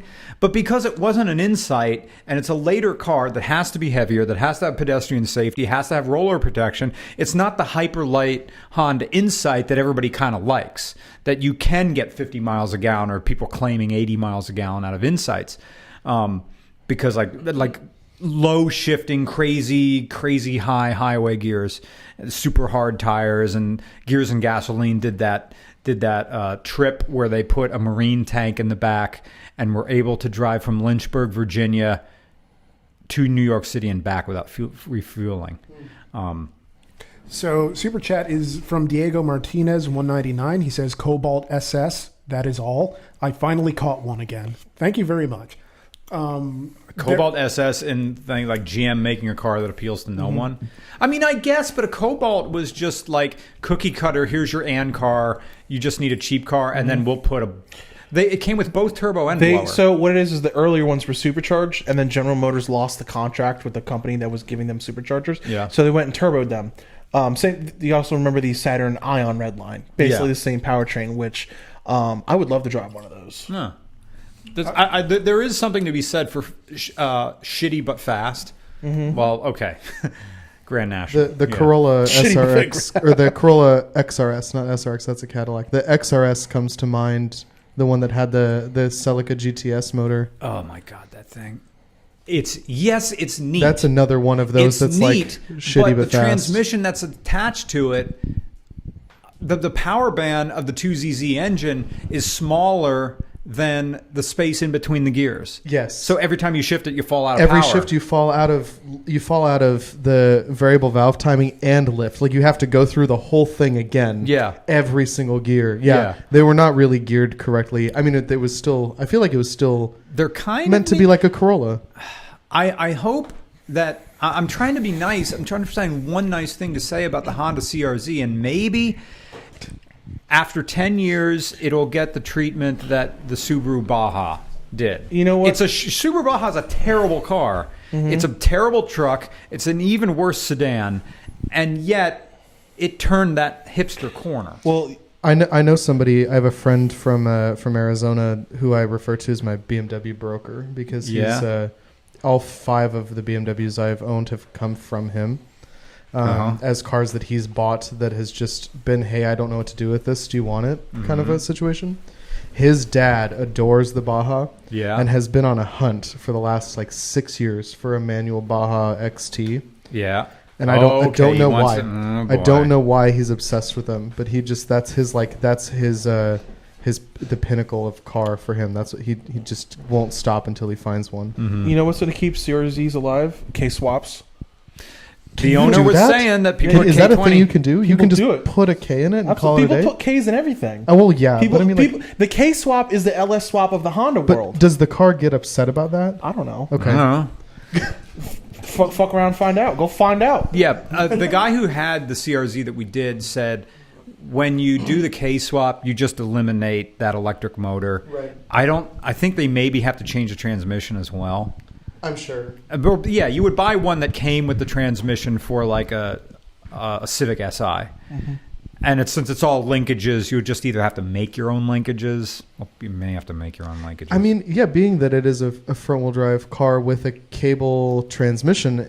It's a cable shift? Yeah, they're all. I mean, Honda uses shift cables for everything. I thought they used linkages, and that's why they feel so good. Oh, shit. You might be right. We got to pop up old stuff from the 90s and find out. Yeah, I don't know because I Toyotas loved their cables. Yeah, and that was my argument that they didn't feel there was that little bit of stretch, and it was like Yeah, not great. Because I know I've looked into how difficult it is to manual swap things like Camrys and Avalons and stuff, and I know that the Celica GT like drivetrain, the transmission with the diff and the axles and the shifter assembly will all work in a Camry or an Avalon But you or a can buy Solara. Camrys that are manual anyway. Yeah. Correct, you can. Yeah. That's the thing I keep saying to Justin. I want to give away a manual Camry. So I want to give away a man. And it has to be the 6-speed one. Has to be the 6-speed one. Maybe the 6-speed one. I've driven. Jerk off both of my dicks. I've driven manual V6 Camrys. Fun. Yep. Awesome. Manual V6 like Soleras. So here's the funny thing: is you can get a manual Camry, you can get a manual Solera. I have a Toyota Avalon, which has transmission problems. Which is why I have looked into it for the record. I want to put a manual transmission in it. I'm sorry, what? Put a manual transmission in my Avalon. It's very doable. Since we last rode in it? Remember how I always had to keep it in low and then throw it in the drive? Yeah. So it's got a solenoid problem somewhere in the valve body. Why that it's just fix it when you just stuck go in ahead third. and manual swap it? Why So not? you already manual swapped it? No. I'd like to. I okay. want to do it. That's why I have researched it, and that's why I know that it's a thing, because somebody out there has documented a full manual swap for a second-gen Avalon using the entire drivetrain sans engine from a Celica GT. My Avalon, Everything works. The Avalon's axles, the trans, the shifter, all of it works. My Avalon is a Florida car, so no rust, but the paint's Nice. baked. So what I wanted to do was manual swap it, put it on coilovers. I have some 3-spoke RAV4 wheels that I want to put it on. Hell yeah. Slam it, and then I want to go ahead and... So for Toyota... Why do you want to slam a car in Pennsylvania? You're just going to hit stuff. Have you seen my BMW? No, we saw it pull around. Is that slammed? Quite. I mean, it's not that low, but we got potholes in this town alone. There's a lot of approach and departure angles just to change streets around here. I came from Phoenix, and it's a Phoenix car. I've lived in Arizona my whole life, Super and so speeders and the roads out there are just so flat and Yes, boring. they And are. because we don't do weather. Arizona doesn't do weather. They don't do snow. No. Like nothing kills the roads. It's just hot. So. The roads out there are great, and then I moved to Dallas, and I cracked my oil pan the first week I lived there. Oops. And I have learned nothing from that experience, and my car is still low. Oh, boy. And I moved out here, but so far I haven't encountered any roads out here that are worse than anything I drove over in Keep Dallas. driving north. North, and if you're feeling saucy, west as well. I've heard that that's a danger zone. Like right in here, is this as deep as you've come into Pennsylvania so far? Yes. Okay, so we are on the I don't know. I don't know where I am compared to where we were yesterday. You're in Northeast. You're in Nepa, Northeast Pennsylvania. We're East Central. I can look at a map. Nepa is Northeast PA. That's Scranton Wilkes-Barre. Okay. We're on the eastern side at the base. We're in the Appalachian Mountains. Oh, The yes. Appalachian Trail. He's bad with maps. Yes, this is as far. This is the same human being who thought Kansas was east of Oklahoma. Okay, dude. Listen. Put your phone down and put the mic in the other hand. I'm going to show you how to navigate Pennsylvania. Take your left hand, hold it in front of you. That's the state. Where your thumb is, that's Erie. Okay. Down where your pinky is at the tip of that, that's Philadelphia. Perfect. The palm of your hand, where everything comes together, all the lines right there, yeah. that's Pittsburgh. Okay. You see how the creases of your hand go up and go from southwest to northeast? Yes. Literally, the Appalachian Mountains come up and turn across. We, right now, are where your pinky meets your ring finger. Okay. No, wait. Well. Yeah, your ring finger.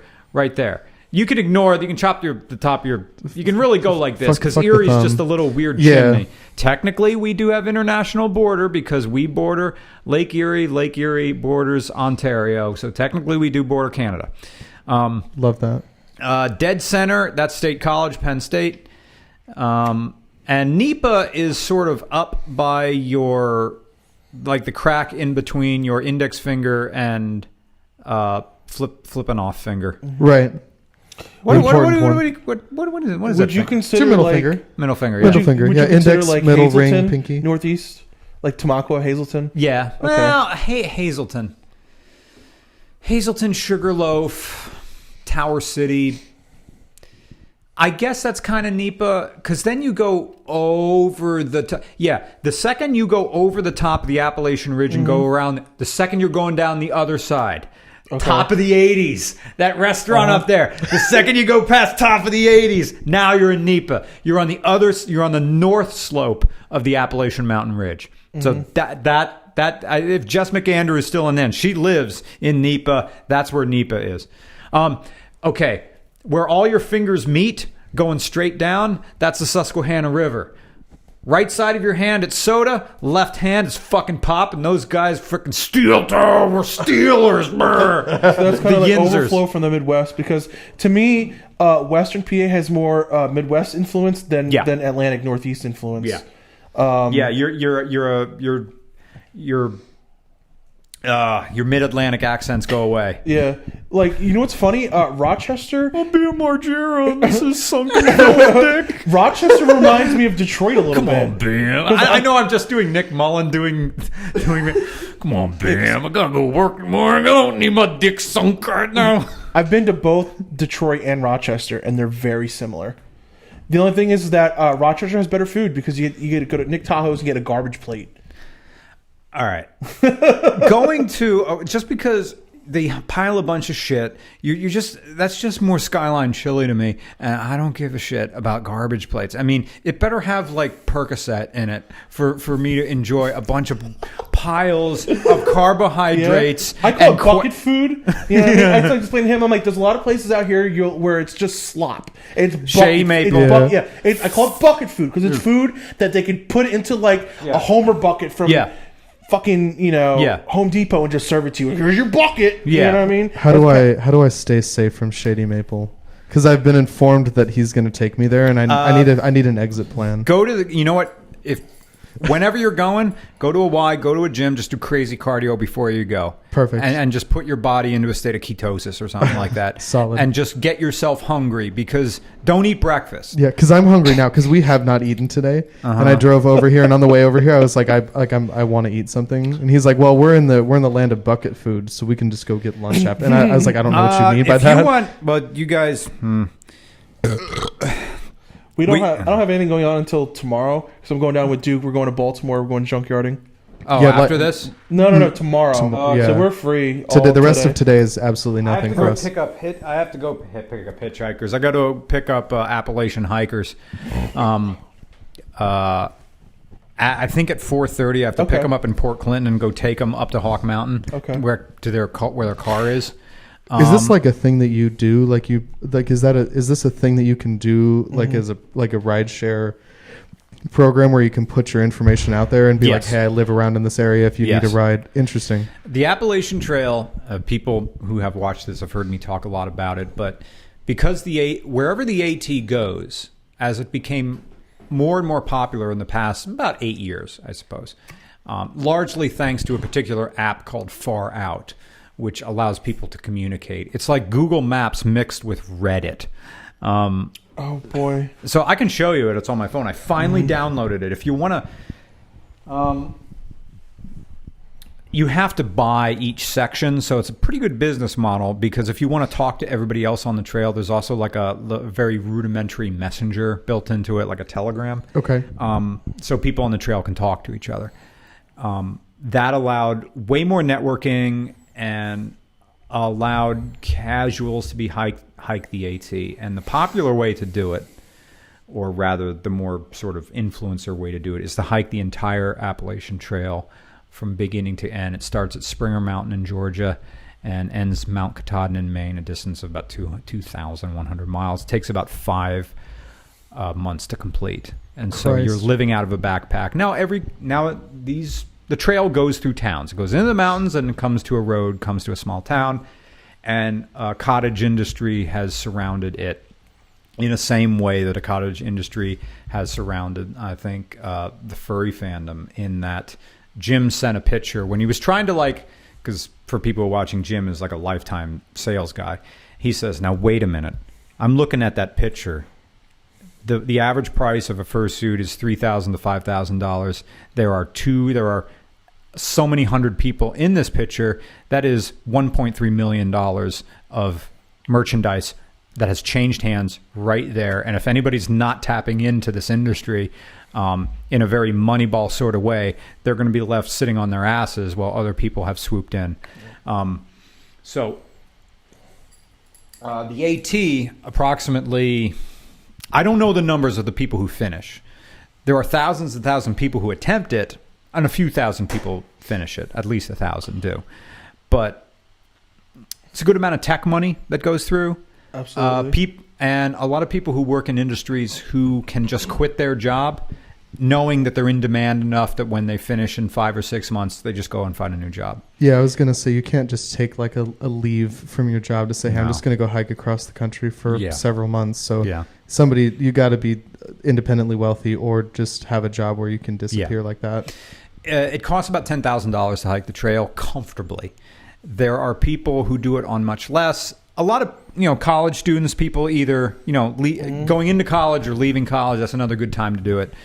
Those people can do it rather cheaply because I'm just going to sleep in the woods the whole time, and your body and your back doesn't hurt, and you're in good shape, and you can. I feel like there's people like me who I like to travel cheaply just by couch surfing. I did an entire Midwest road trip just couch surfing. Hell yeah! Did you use an app or just new people? New people, Facebook friends, Instagram nice. friends. He knows everybody. I don't know how he knows everybody, but he knows everybody. I did a Midwest road trip literally would turn into, I had to go to Cincinnati to buy a set of wheels, turned into a 4-day road trip of me just seeing the Midwest. When you were in Cincy, did you say hi to Foster and Dono, Adler and Blazin? No. Maybe they weren't living there at the time yet. But my Midwest road trip was from Philly to Pittsburgh. I stayed a night. Oh, I didn't stay a night, actually. Just had dinner with some friends. I stayed a night outside of, in Painesville, Ohio, which is near Cleveland. Left Cleveland with my friend Tyler, who is the S10 god of Ohio. Yeah. He has his LS swapped S15, which is the GMC version. Mm-hmm. So, and he also has like a Suburban, and he's just a cool dude friend of mine. And then I went to Columbus, center of Ohio, because I had a friend of mine, my friend Tyler, another friend also named Tyler, who I've known through the Toyota Cressida Facebook group that I've known for like a decade, and which I also ran into my friend Bailey, who actually he lived out there, who I met him at Radwood, Philly, 2018. Oh, nice. So I left, went to a car meet, basically had breakfast, said hi, whatever, left that, Columbus, straight to Indianapolis, had dinner with some friends out there, and then I went ahead and finally made it to Cincinnati. Stayed a night on the Kentucky side. My friend Gus, shout out Gus, stayed at night at his place, and then I left there, and I spent 2 nights up in Detroit, and then went home. All right, we got a chat in the super chat. It is from Diego Martinez for $9.99. What is your guys' opinion on car companies bringing back old names and then making them a crossover or making them look more modern than they used to be? Example, Integra, the Eclipse, maybe the Bronco. Money, money, money, money. Oh, yeah. I was gonna that burp is exactly how I feel about that. Well, I think they did the Integra well. Yeah. Because honestly... Because the original Integra was still a Civic. It was really still, was. Yeah. People hyped up the Integra more than it really was. And the thing is that for some reason the Integra looks huge in pictures. It's actually small in person. It looks better in person than it does in pictures. Awesome. 100%. Every time I see a new Integra, I forget what I'm looking at. Like I think in a good way though, because he argued about the Accord being understyled, and I'm kind of a fan of it. But every time I see the new Integra, I'm like, that's just a pleasant looking car. Yet to see one in person. And I think there's a lot of them in Dallas. There's a lot of new cars that just kind of pop up in the Dallas area. So in the last year and a half of me living there, I feel like I've just seen more stuff than usual. This area of Pennsylvania, the sort of East Coast, Schuylkill County, like Schuylkill, Berks, sort of Lehigh County, you'll see a lot of brand new base models. People who I just want a new car for once in my fucking life. And they go to Chi Tower Chevrolet on the Auto Mile and like, I want the cheapest, newest car I can. A lot of base model Subarus, but I think a base model Subaru is way better than like a Chevy. But that's sort of the mindset of the people in the area, not really searching for the really good used car that has prestige and was built really well. The people of Pennsylvania think if a car won't pass inspection, it's garbage and will never Yeah. be roadworthy again. Yeah. That's why our junkyards are so good here, because there's so many people here. It's like they'll keep a car for 20 years, but the second their inspection guy that they've known for 15 years, it might not pass inspection next time, they just junk the car. Yeah. God, the easy pull it in Hazleton. Dude, it's just so many cars that are like would pass if they replaced like a control arm or like tie rod ends or something like that, and Just it had did like any slightly maintenance metal at all. rust, and they're like, oh well, that's too much work, we're gonna junk it. Yeah. I get my $2 for $4 and I'm scrap. not dealing with Facebook Marketplace. I gotta take the battery out. It's still good. I'll Yeah, take the yeah. battery with. Yeah. So the new Integra looks Don't good. forget to soak the interior in water so you get all the good Borg everything.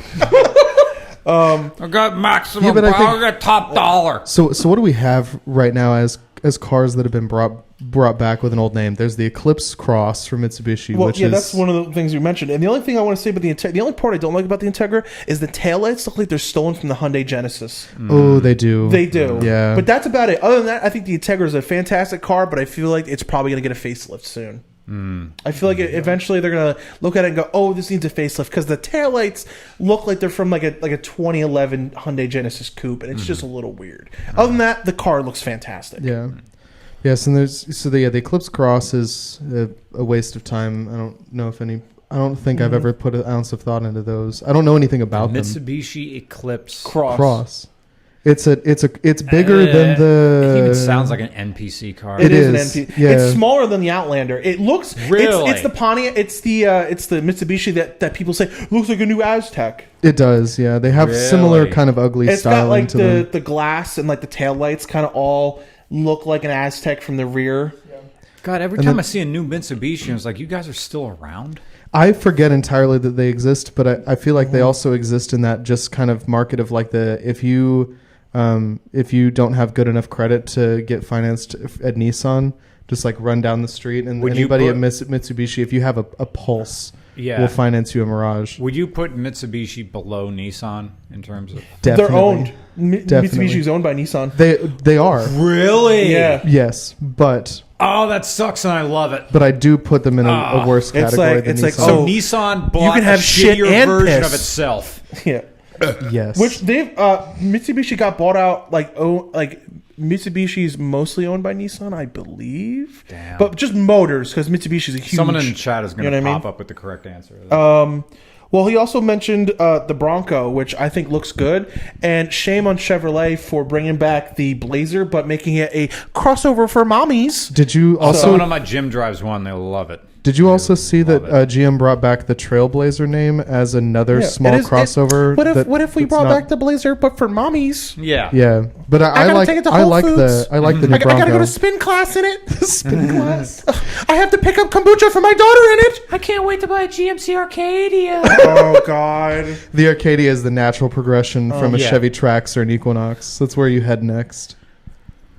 So, but when it comes down to manufacturers using names, a problem I have is people got. Remember how when the Mustang Mach-E first came out and Yeah. Mustang Outrage. Purists got Outrage. mad at it? Like I said, I'm not mad the fact that it exists. It kind of looks like a New Balance shoe to me. Yeah. But it's like it's really just like Ford had the name.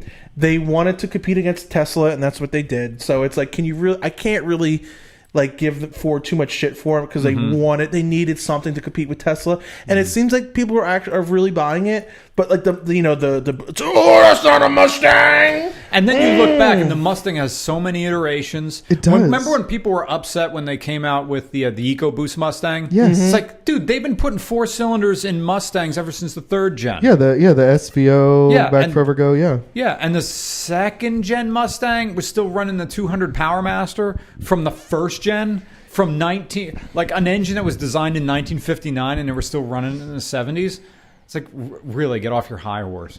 And speaking of turbos, they did that anyway with the SVO. right. Blah blah blah blah blah blah. Ferd. And I see. In my opinion, I guess I don't hate the Mustang Mach-E, but I feel like they could have just not called it a Mustang and been fine because everyone just calls them Mach-E's now. Anyways, like that's just become the common people's moniker Yeah, for too them. many syllables. So, like saying the Ford Mustang Mach-E GT is just too That's much. a lot. Just I drive a Mach-E, and everyone knows what it is. I was Yeah. I was looking at the They comments. had to shoot their shot.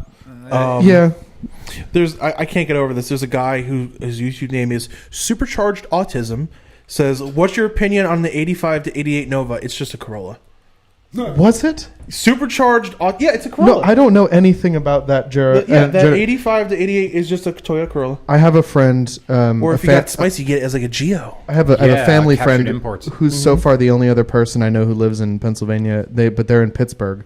Their family's like big Steelers fans, big Pittsburgh people, and one of them had a Nova.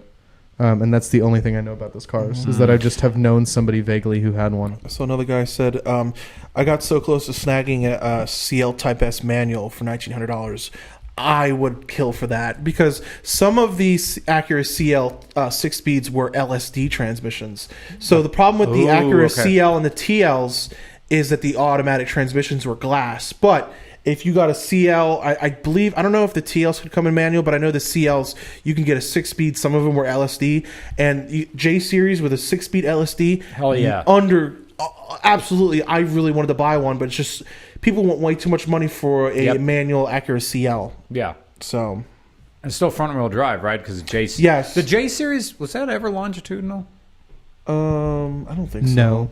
Man, I felt so I wish. They put it in the TL, the CL, the Odyssey.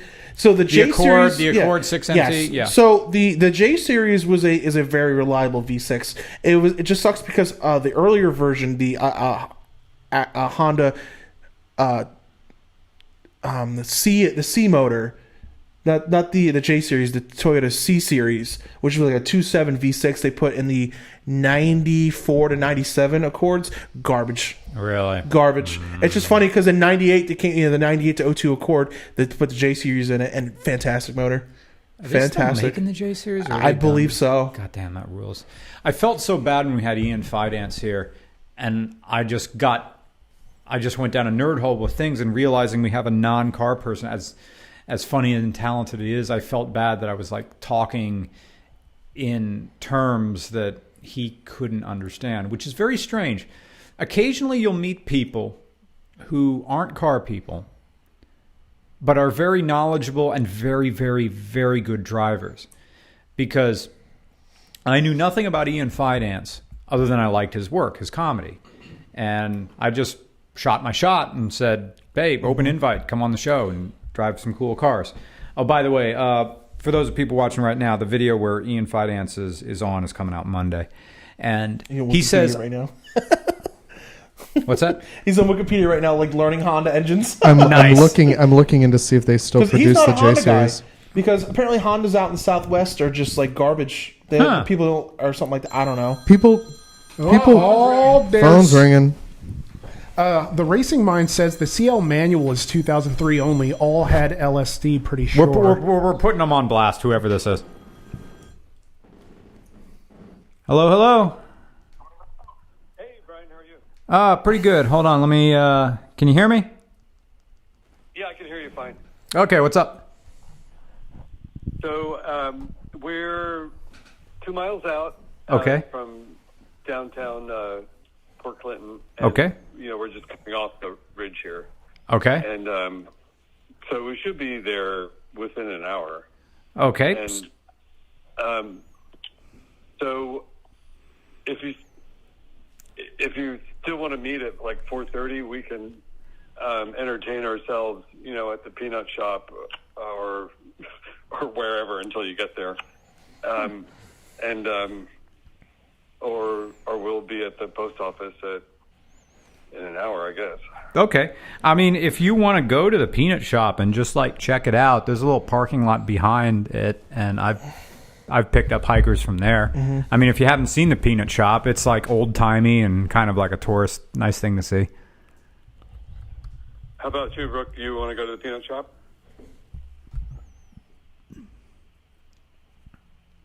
It doesn't matter. It doesn't matter. Where is it in relation to the post office?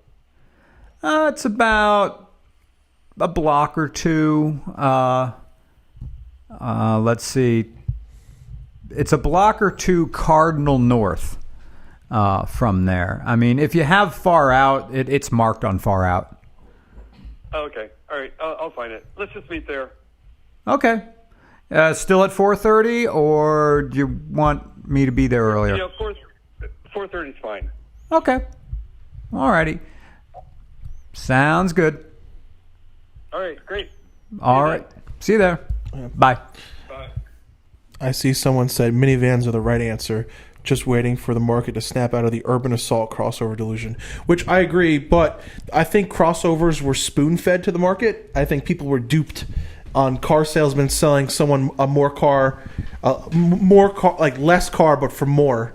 Because I've been in some crossovers, they're like, oh, you can, fit more people comfortably, and I'm like, I've been in sedans that are way more comfortable. Yeah, like cars like the Ford EcoSport, which are just like should have never come, or the Chevy Trax and the Buick Encore. Garbage. I thought crossovers were invented to get around emissions regulations, to call them not a sedan. Probably. Because sedans had to make like 32 miles a gallon, and if you called it something else, it's like a sedan platform, but technically it's a crossover SUV, so we don't have to make 32.5 miles a gallon or something I think like that. that's probably where it originated. Yeah. And then I think so many people just fell in love with like the being tall and having like that view.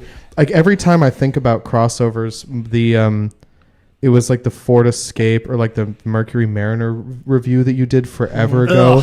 That was like if you're poor, like buy a Focus, and if you're poor and you have shit to haul around, buy an Escape. Yeah, like that's every time I see a crossover, about those that is junk. Just in the back of my brain. I don't know how they made independent rear suspension ride like a solid axle, and it sucks. It's truly a marvel of engineering. Yeah.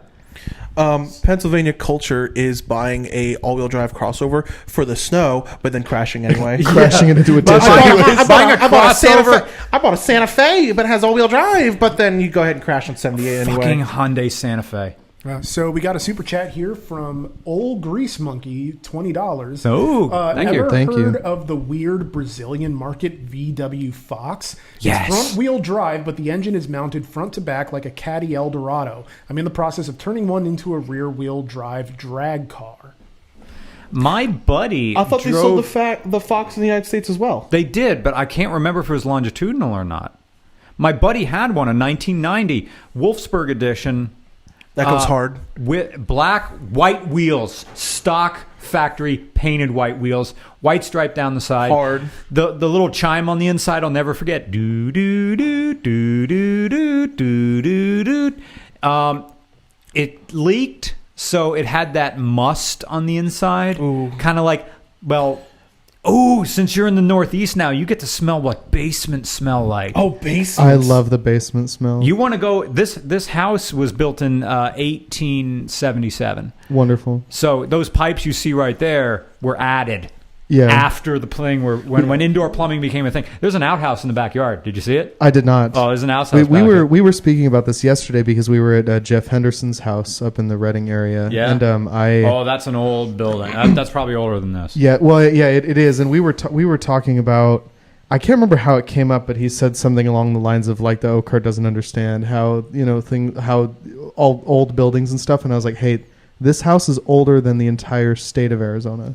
Nice. Like Arizona was founded in 1912. Damn. So awesome. Like most of these buildings out here are older than the state that I was born in. Yeah. See these walls? These walls were that people can't see from the camera, but the walls on there probably weren't there when this place was built. That little cutout there for the chimney probably wasn't there. Probably had a fire wood stove when it was built. Right. There would have been only sort of one room here. Actually, you know what? Since those are plaster and lath, that doorway may be original.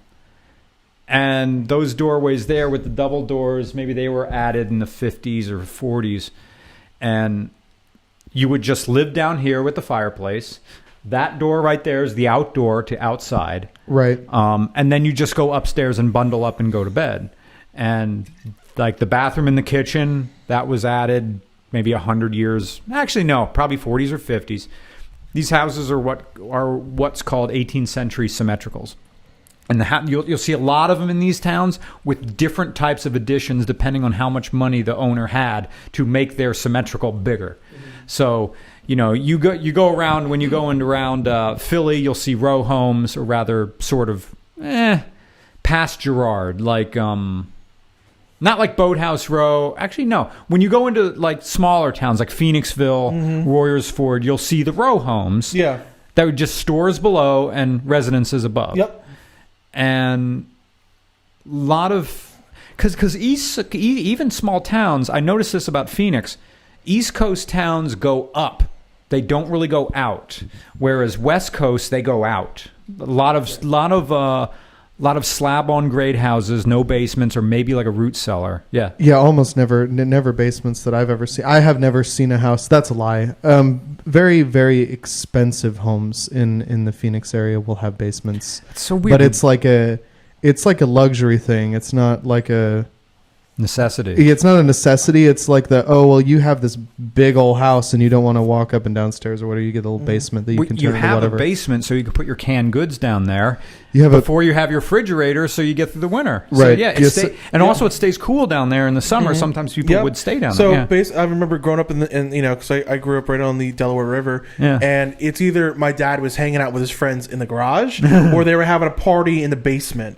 Like New Year, like nothing was more Northeast than like everyone, because it's like everyone had like a regular living room, but then you'll have like Northeast housewives like you and your they'd have like a husband and like you and your friends drink too much, go in the basement, and then they'd have like a living room in the basement, and then they have like the basement fridge or some shit like that. Because it's either the garage. Like I know in the Midwest, a lot of people would like party out in the garage. Yeah. But it's like in the Northeast, a lot of people would go in the basement, and like kids would smoke weed in the basement. Yeah. You know what I mean? Or they'd have like, that was the old couch downstairs. You know what I mean? So like the house I grew up in was a half finished basement, which also had like a bedroom down there, but it was also storage, but it was like a multi-purpose room basically. Well, this is just Boris T.S. Karlov, $2, just says good day. Good day, guys. Good day. The Good Racing Mind adds that EVs will hopefully kill the crossover, and I kind of wanted to get y'all's thoughts on that. Well, my EV is a crossover. Is it's it? more of a wagon. A hatchback. I look at the Nero as a not hatchback on stilts. thing. That's the thing. For crossover to me, it has to be a sedan-based car that's sitting on stilts. So like, I look at like the Buick Encore, and I'm like, that is literally just an EG hatch on stilts. Yeah, like they literally. It's all just like divorced old women that drive those too. They're like, oh my god, I needed this because it's so tall. I'm like, you were literally in a '95 Civic that's just taller. I would generally agree with that though, because Honda CRH. Yes. There's that and the Toyota CHR. That is Toyota's biggest turd that they shat in a long time. The Corolla Cross. It's all piano black plastic on the inside. It feels like I'm in a deprivation tank. It's so dark and dimly lit. And when they came out with that car when they killed Scion. So a lot of these have base model Scion head units. So they're just junk. Because I was working at Toyota when these came out. I'm like, who is this car for? I think it's garbage. It's stupid. Just buy a Corolla. Buy a Corolla. Yeah, I would generally agree with that statement though, because I feel like a lot of electric cars at least are geared in that sort of shape. The Tesla Model X, like the Hyundai Ioniq 5, the EV6, the Mach-E.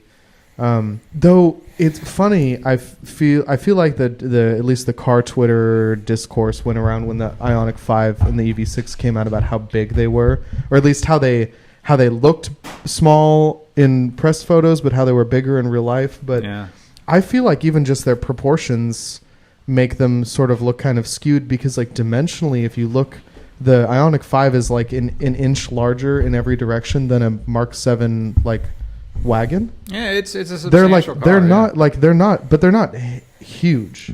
They're not big, but they're mildly bigger than an acceptable station wagon or hatchback. They were about the size of a Mach-E. The Mach-Es. The Mach-E is pretty. I mean, I was riding in it last night. The Mach-E is comfortable from the front and the back. Plenty of legroom in the back. Is there? Okay. Yeah. Because I've walked past it every day for the last 4 days. Yeah. In the bright orange in the driveway, but I haven't been in it. So. Yeah, it's the door buttons are a little bit gimmicky.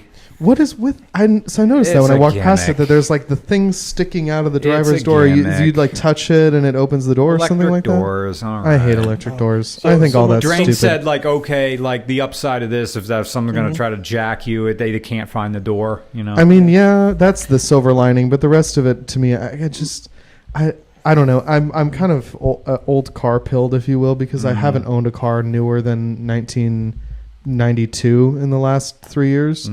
So like I haven't like I've forgotten about how difficult things can be, like electronics and stuff, because the biggest complaint I ever have about my car is like some weird solder joints that cause my gauge cluster to go out occasionally. But like the car as a car functions perfectly. I mean, it always from Dallas. Yeah, I drove it's it. 18, it's just proof that you can still road trip 30-year-old cars. I've owned that. I bought that car in January. It had 156,000 miles on it when I bought it back in January. I just rolled over 193. Nice. So 36,000 miles in the last 11 and a half months. Nice. And it's been wonderful. And then that's like so I just forget about new car electronics and things that like doodads like that. I see someone here under the name Slow-Mo says the Corolla Cross is a Mazda platform. So I know Toyota and Mazda a little bit in cahoots, which I feel like there's no market for the Corolla Cross. You know about the Corolla Cross? It is the Is it a CX-30? I'm trying to picture it and I can't. It is a smaller RAV4. It is the stupidest market segment. And let me tell you something. Toyota's marketing of this is awful. And you want to know something? I was going through the Lincoln Tunnel, and on the Jersey side, there is a billboard that said, the new big Corolla for the Big Apple. And I'm like, I hate it. Ugh.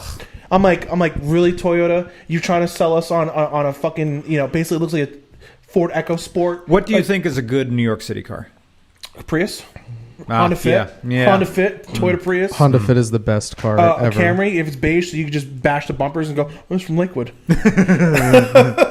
For real, I'm a big Honda Fit enthusiast. I think that they're one of the best cars ever made. Like I kind of miss it, but I don't miss the seats. I think that car rides like ass. Were the first gen seats I had a first gen. Yeah, I know my you had. back hurt all the time. I think the second have you been gen in a second or third? One. Oh, yeah, a second and a third gen?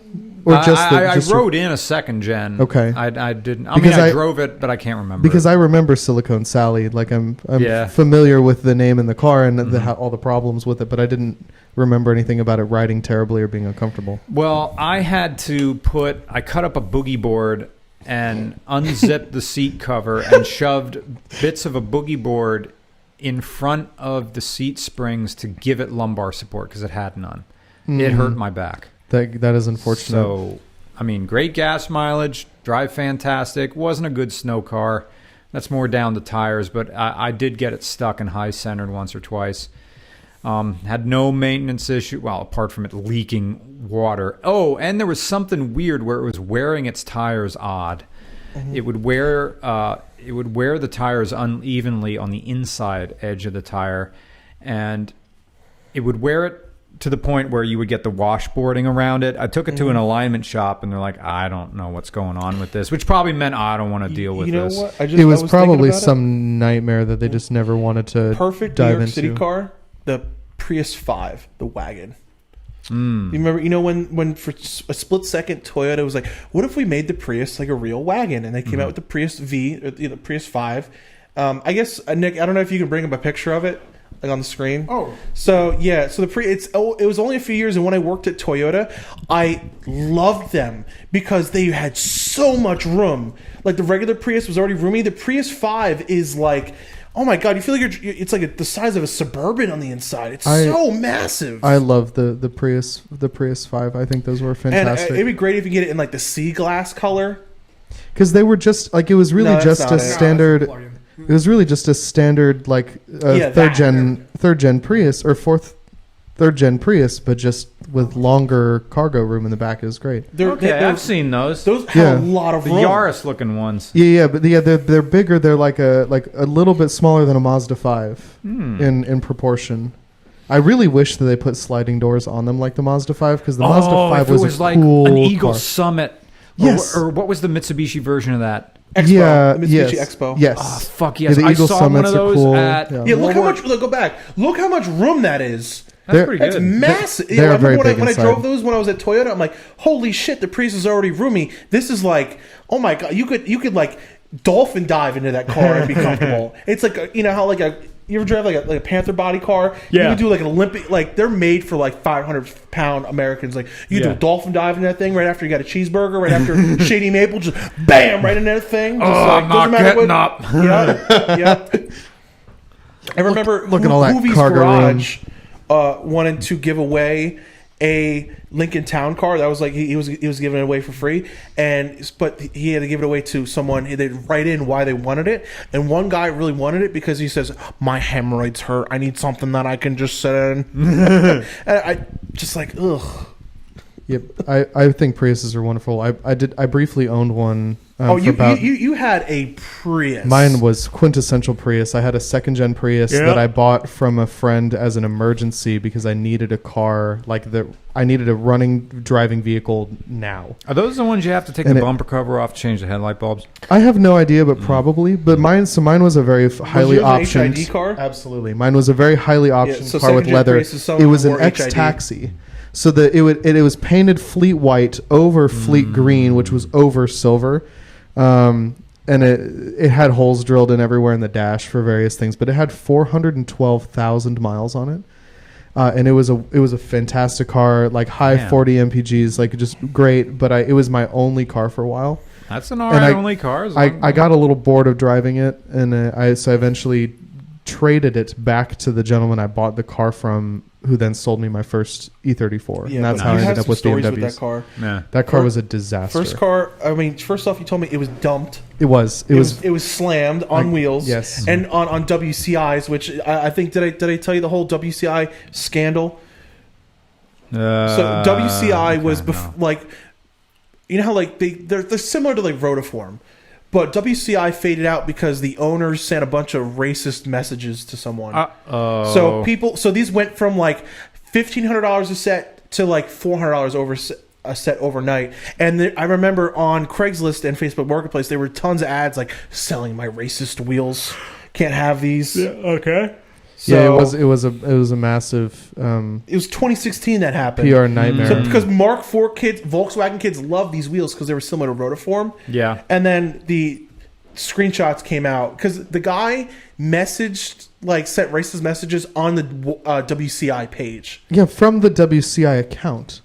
Like, interesting. I feel like if you're That's some gonna Papa John shit right there. absolutely it is. Yeah. But yeah, this Prius Day was a disaster of an automobile. Like just a really. And those are the wheels you're talking about? Those are the wheels that I was speaking of. Those Yes. were WCI was I've called seen those. water cooled. Yeah, they're similar to Rotiform. Yeah. They're called like Water Cooled Industries was Yeah. was WCI. But yeah, there was a whole scandal in because like the owner sent a bunch of racist messages and everyone's like, "Oh, I can't have these racist wheels," and people were selling them for like a quarter of what they were originally worth. Did the owner ever recant or apologize? I think they just went out of business. Yeah. I think he Okay. just closed doors and left. He's like, and disappeared off the internet for forever. All right, we have a super chat from old Grease Monkey. It's $10. My current daily is a 98 E350 Club Wagon I bought from my church. It has the super church smooth bus, all of it. 6.8 V10. After I replaced the front seats with captain chairs, it's now my favorite vehicle. Solid. Church vans are fantastic. My father had multiple Econolines. My father was a carpenter. Yeah. Multiple Econolines. Yeah. So I have a lot of experience with those.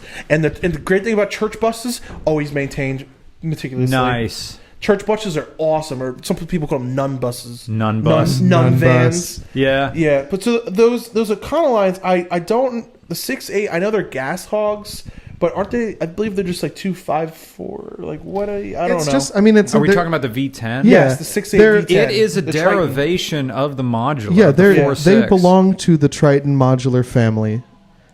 So the Nick is moaning in pleasure that he finally peed. yes, He's a real piss mongrel. yeah. Is he? So Yeah, Nick drinks water all day long and then pees like 18 times a day. He's going like, oh, I can hear him yelling in the other room. yeah. Nick has a thing because he's like afraid of dying of thirst. It's sort of like part of his anxiety that he always needs water. but then he's always peeing. So he's like, I respect that. yeah. We stand a hydrated king. On a road trip, like every time I had to piss, he had to piss like 2 times in between. What? Yeah, like the I first too- piss and then the mop up piss as you're ready the to leave. mop-up piss. I too am a very hydrated individual that Batting has, cleanup. that has to pee frequently. But yeah, Econolines are awesome. I would much rather have a GMC Savannah van or like a Chevrolet Express because I've driven those, and those, holy shit, those are the ultima of vans. Yeah. But they could take a whooping. Yeah, that has like an LS2 in it. Yeah. Absolutely. Did they run or the you could get them LS2? diesel too. You could get them diesel too. Only gripe I have with those is since I'm a size 15 foot, there's not enough room for my left foot, so I end up double pedaling them a little bit. So do you remember how we had that conversation about how I asked, because my mother had a 2012 Express that was a conversion van, and I've driven that thing all over the damn country, and I mentioned that I never had problems with legroom. So I looked, and Chevy did the only thing they addressed, like mid-cycle of the Express, that they still run currently from like 1980 or like 90 something, like 97 to current day. They did address somewhere in a facelift where they like widened up the driver and passenger foot compartment because the pedals were all like over here, like on top of each other, and you didn't like, and then there was like the e-brake pedal here, and there was no room for your legs to exist. Yeah. So they did change that, because he and I were discussing this recently, and I was like, I don't remember that being a problem, but my mom's was new. Where, like, the door covers? It's not a running board, but like a step up into it, and you can kind of drape your left leg down into a little trench. Yeah, they had that like that second level up, and then you stepped onto that, and then stepped up into the van. And then the dog box with the engine is like bumping like. Yeah, so the early ones like were riding like the big guy in the middle seat of a plane, just. I need a stretcher out. Doctor says I shouldn't be eating roast beef anymore, but he's queer, so I'm not listening to it. Queers don't want you to eat at Arby's. Yeah, you gotta stop eating them beef and cheddars. Dude, I met this guy. I knew this guy. You know, I just buy like 20 of them. I'll eat them for 3 days. The I one chick who works there always bored. looks at me funny.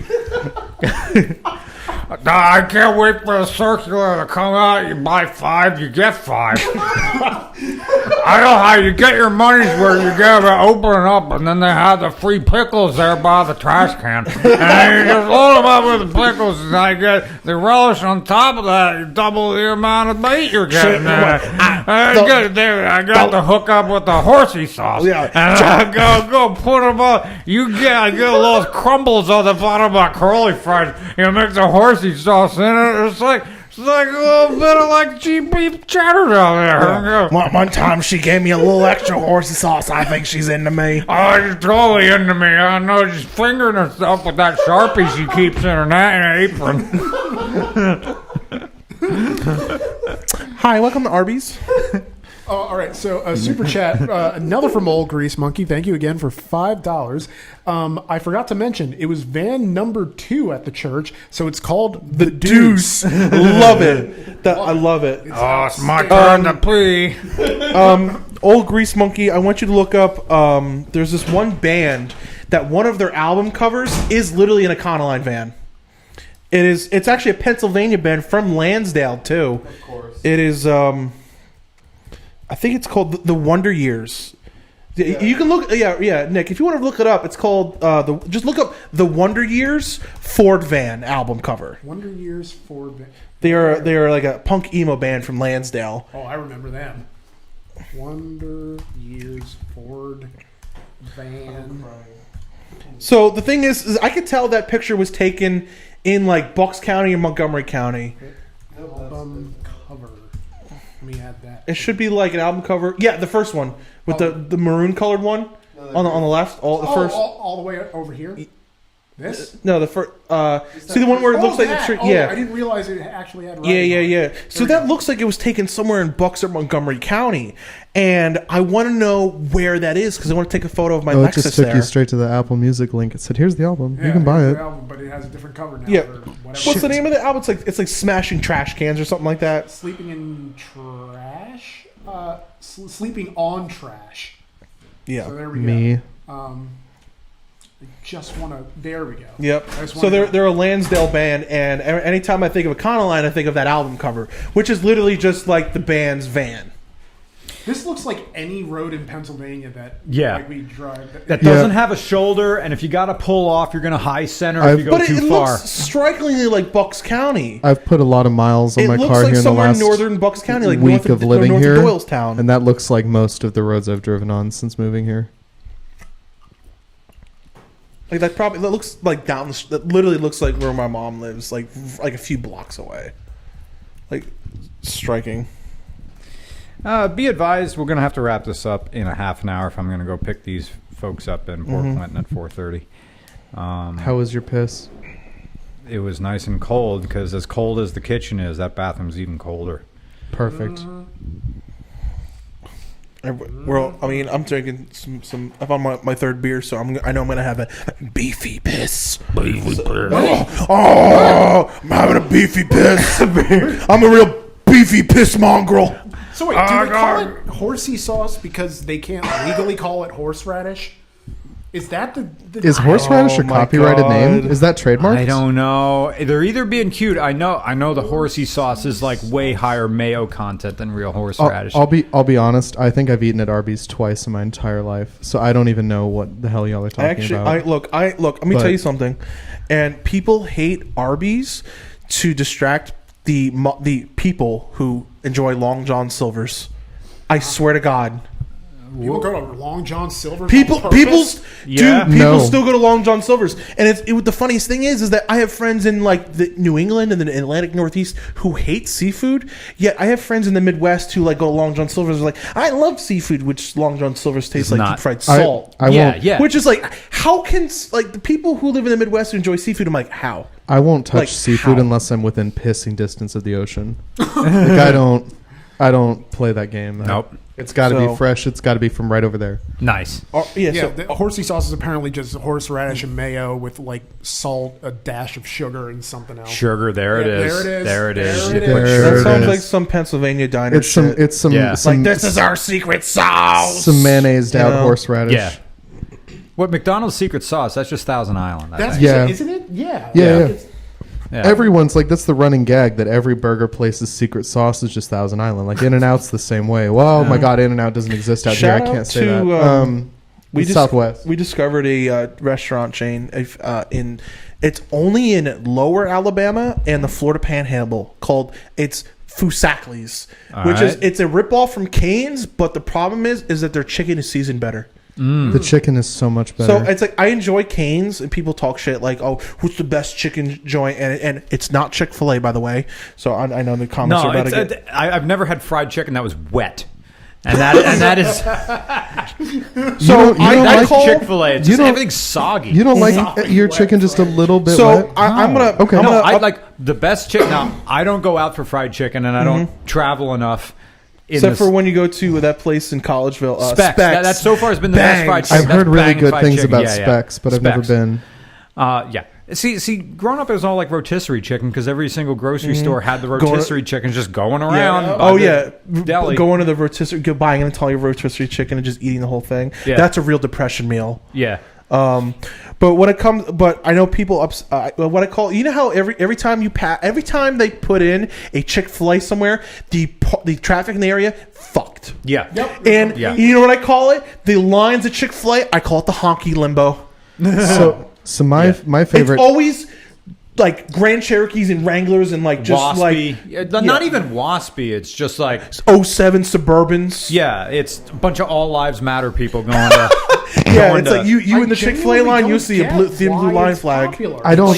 So there isn't really a good reason for it. Because at least out by me, Popeyes is full of like churchgoers, like just the very good upright religious people that just love Chick-fil-A because they're all about Jesus. But then so where I'm in the Southwest, where you've got In-N-Out, there's this phenomenon, at least in the Phoenix metro area, where they put Chick-fil-A's in the same parking lot as In-N-Outs. So I'd rather kill myself. Correct. So the line is the parking lot as a whole is a disaster because you've got 7 lines of cars getting into In-N-Out, and then you've got the other 6 going into Chick-fil-A, and it's just people killing each other in the Go for parking hat lots trick and trying throw to. it at Starbucks. So I see. Oh my God. I see old grease monkey. They couldn't the guy do that. who's They been knew throwing it'd be us a disaster. A lot of money. He says I prefer Zaxby's over Chick-fil-A. The thing is, Zaxby's has incredibly good hot sauce. Incredibly good. If you like hot sauce, go to Zaxby's. What I've discovered For about real. Zaxby's is that you have to eat it there. Because every time I've gotten Zaxby's, I take it home because the only one near me was not close to my house, and it's bad by the time you get home. There's Because it's a like lot of it's chains wet from just being in the just- box for too I long. can't stand. That's the other thing, is that fast food is dependent upon you not having a very long transit from the drive-through to your home. Or being willing to eat it in the restaurant with the other fast food goers that are also eating it in the restaurant, which is an experience.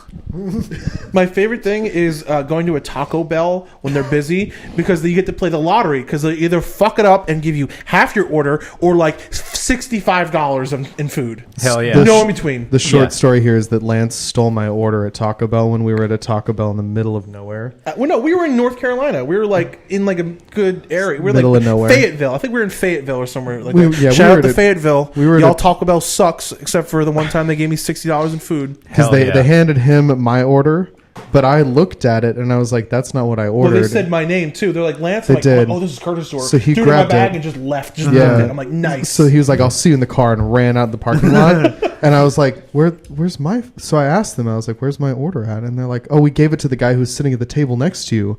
And so I'm texting him while they're remaking my order. He's sitting in the car. I was like, do you have my quesadilla and my 2 cheese roll-ups and my took a chicken photo chalupa or whatever? of the And he's... quesadilla, like, yeah, it's great. Yeah, and I was like, okay, so then where did the nacho fries come from? And he's like, I don't know, but I ate them. And I'm like, all right. I'm like, look, when fast food places fuck up, just like Run with look, it. when they're busy, just let you can't. They don't get paid enough for No. you to get mad at them. Okay, and that's what pisses me off about fucking boomers going to like fast food places and get mad. I'm like, excuse me, they don't get paid enough to deal with you. Also, Yeah. it doesn't matter because no matter Like- what you order at a fast food place, you're getting the same 5 ingredients just served to you in a slightly different order. Slightly different So, like, shape. whatever It's you going to get- enter your mouth in a slightly different order. Whatever you got's close enough Yeah. to whatever you probably ordered, just take it. It's fine. Boomers, just go to the all-day breakfast place and the family diner. Just go there. I took them to Exeter yesterday. Yeah. Dude, their mac and cheese is awesome. Exeter is Yeah. good. I got the seafood mac and cheese. Man, for being just like in the middle, just being in like not even close near the ocean, it was good shrimp. Like it was, I was shocked. So, but yeah, it was a good meal because I told him, I said, once you moved out here, so you're gonna have like plenty of Italian food in Jersey that's gonna fill you up, and food out in like Dutch Pennsylvania food, And there's like going to be gaining 30 There's pounds. Italian and there's Italian. Yeah, And the Italian is just here's your plate of mass. yeah. Yeah. Here's Yeah, your when I- fried cheese. When I Chicken plum. like my first day living in the state, I was Commonwealth. we were talking about food, and Jim Shulman texted me and he said, "You're going to be looking like a Pennsylvanian in no time." And I said, "Please say no." Yeah. Because I how it moved, works. I left Phoenix and moved to Dallas, and I lost 30 pounds over the last year and a half living in Dallas. And I was like, "Please don't put it back. I don't want to put it back." Oh, you're putting Gotta it go to back, the gym, baby. man. yeah. I- You're getting no. your bucket food. You're getting your bucket. I your actually, slop I meals. probably, real talk, I probably Pennsylvania do slop because food. my like appetite and my eating habits have stayed the same, but I have plateaued in terms of like losing weight. So like All I right. haven't. Hang around me. I'll show you. It hasn't continued falling off. So yeah, I'm probably at the point where I need to start being proactive about it instead Yep. of just. I reactive. can put together a routine that'll it'll drop you. Like if you follow my instructions, you'll drop 5 pounds every month. But there's a lot of determination. Yeah. So it's a lot of Well, to make an Undertale reference. Well, more on that later. I'm interested. I will definitely consult with you about that. Do you have a fast food chain that like you just will not touch at all? McDonald's. So McDonald's used to be good years ago. They've kind of like rebranded as like, oh, we're more, got too more expensive. fancy. It got too expensive.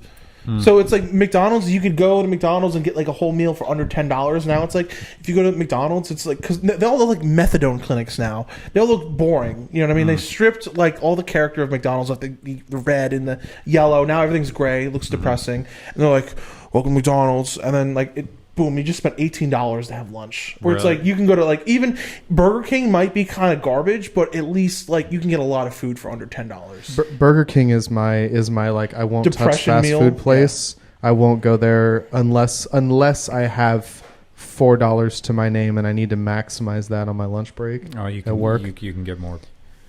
All right, you can get more food cooking it yourself. Now I know that's like a cop out answer. Yeah, no, most fast food places I don't go to unless you're technically counting like Sheetz and Wawa as fast food, which they are. Yeah, which I'm going to take him to Sheetz after this. Cooking at home. Cooking at home is no, I have not. He's been to it's Wawa. up the road up there. Yeah, I know. I know. Don't worry over food. Yeah. Absolutely. And they're building he's going to get the big Mott's. He's going to get the mozzarella cheese stick burger. Oh, that's pretty good. Yeah, he's already ordered for me. He knows what I'm going to eat. So they're building a Rutter's there on 61. So we're going to have the trifecta now. Oh shit! The Wawa out there by Hamburg. We're going to have the Rutter's in between, and we're going to have the Sheetz at the other end. If you were closer to Philly area, they have Royal Farms because Royal Farms is more of a Maryland, Delaware thing. Yeah. But they have them in like the Philly area and South Jersey. I have meal planning coming from two directions here. I've got like health conscious, like here's how you should take care of yourself, and then I've got him over here that like here's how much food I can shove down your throat in the next hour. Yeah, after Ben McElwee went away for a while and I didn't get free beer, I was down. Last time I weighed myself was 168, so that was pretty fantastic. Good. So I mean, now that there's beer again, I'm going to go back up to 172, which I'm going to have to cut. This is my first beer in a while. Actually, no, I had one last night, but a lot of it, what's going to cut. The first thing is going to be knock it off with any sort of soda. Soda's out. That's already easy. I already don't do that. Soda's out. I don't like soda. No more breakfast cereal. You're Easy. no more bread anymore. No more pasta. So you'll That's be a hard on. one. That's going to be a hard That's one. where that's my you're going to be carbs and my replacing that. weakness. He is like he loves pasta. I am the pasta. scene. He is like an Olive Garden like. Oh my god, no, that's bad. The scene in Scott Pilgrim where they're eating the garlic bread and Michael Cera goes, "Bread makes you fat." That's me all the time. Yeah, I mean that is straight carbohydrates that your body is then converting directly into sugar, and sugar becomes fat. So your carbohydrates need to come from sources that are harder and take longer and take more energy for your body to process into glucose. So that's going to be your steel cut oats, oatmeal. Mm-hmm. Again, not the stuff in the little packets that have sugar in it. You're buying the can of it. Right. You put that in. If you want sweetness, you're going to put in raisins. And honestly, not even those craisins, those cranberries, because they back sweeten some of those things. Yes, that's sugar that you don't need. Yeah. Learn to love pan fried chicken. You can fry chicken. Mm-hmm. Not deep fried chicken. You can pan sauteed chicken all day. Right. That's good, clean protein. You can eat all the eggs you want. That's just straight protein. It's good for you. You don't even have to worry about cholesterol because you kind of need cholesterol to make testosterone. What else are we talking about? We did that. You can do ground beef as well. You can do ground pork. Like lean ground beef. Oh, no, you can do 85%. Oh, can you? That's perfectly fine. Fine. Yeah, you can honestly eat fatty foods and lose weight. Right. If you're going to the gym. So how much you eat, too. Yeah, portion controls another Portions thing. a ton, yeah. Yeah. You're going to go to the gym. Honestly, I'd have you doing something every single day. Not so much...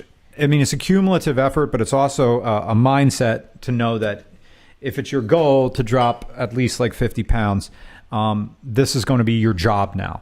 Right. Is going to go in there, and you're going to. Do I want to do reps or? Yeah, we're going to do reps. We would do high reps, low weight because we need to teach good form.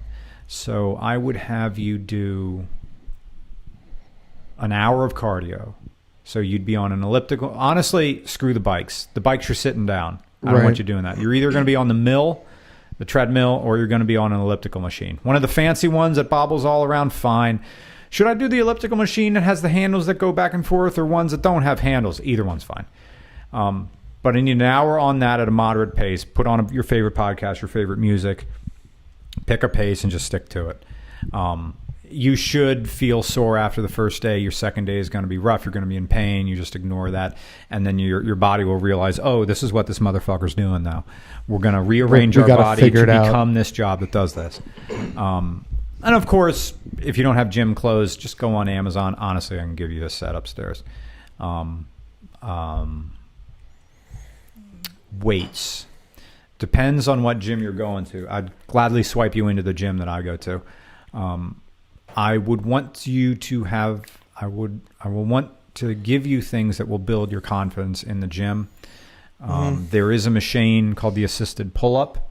That's going to work your upper back and also get you up to the point where you can support your weight and lift your own weight with your arms, shoulders, and back. We then do, let's put some tricep. No, actually, no.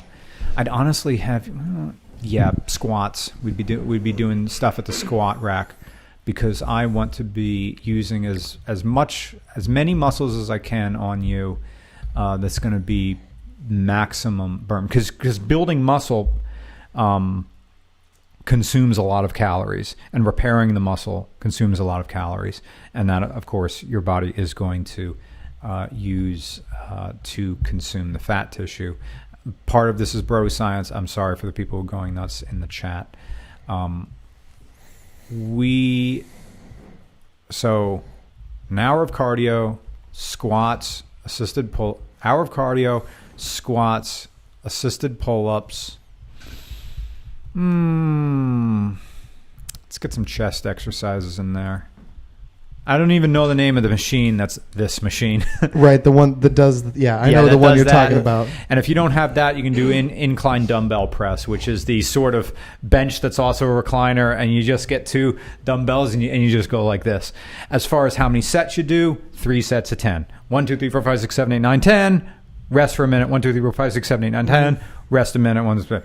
If you have a muscle fetish, we can teach you about drop sets. Drop sets is how you get a pump, where extra blood flows to your muscles and they literally grow in front of you and they feel amazing.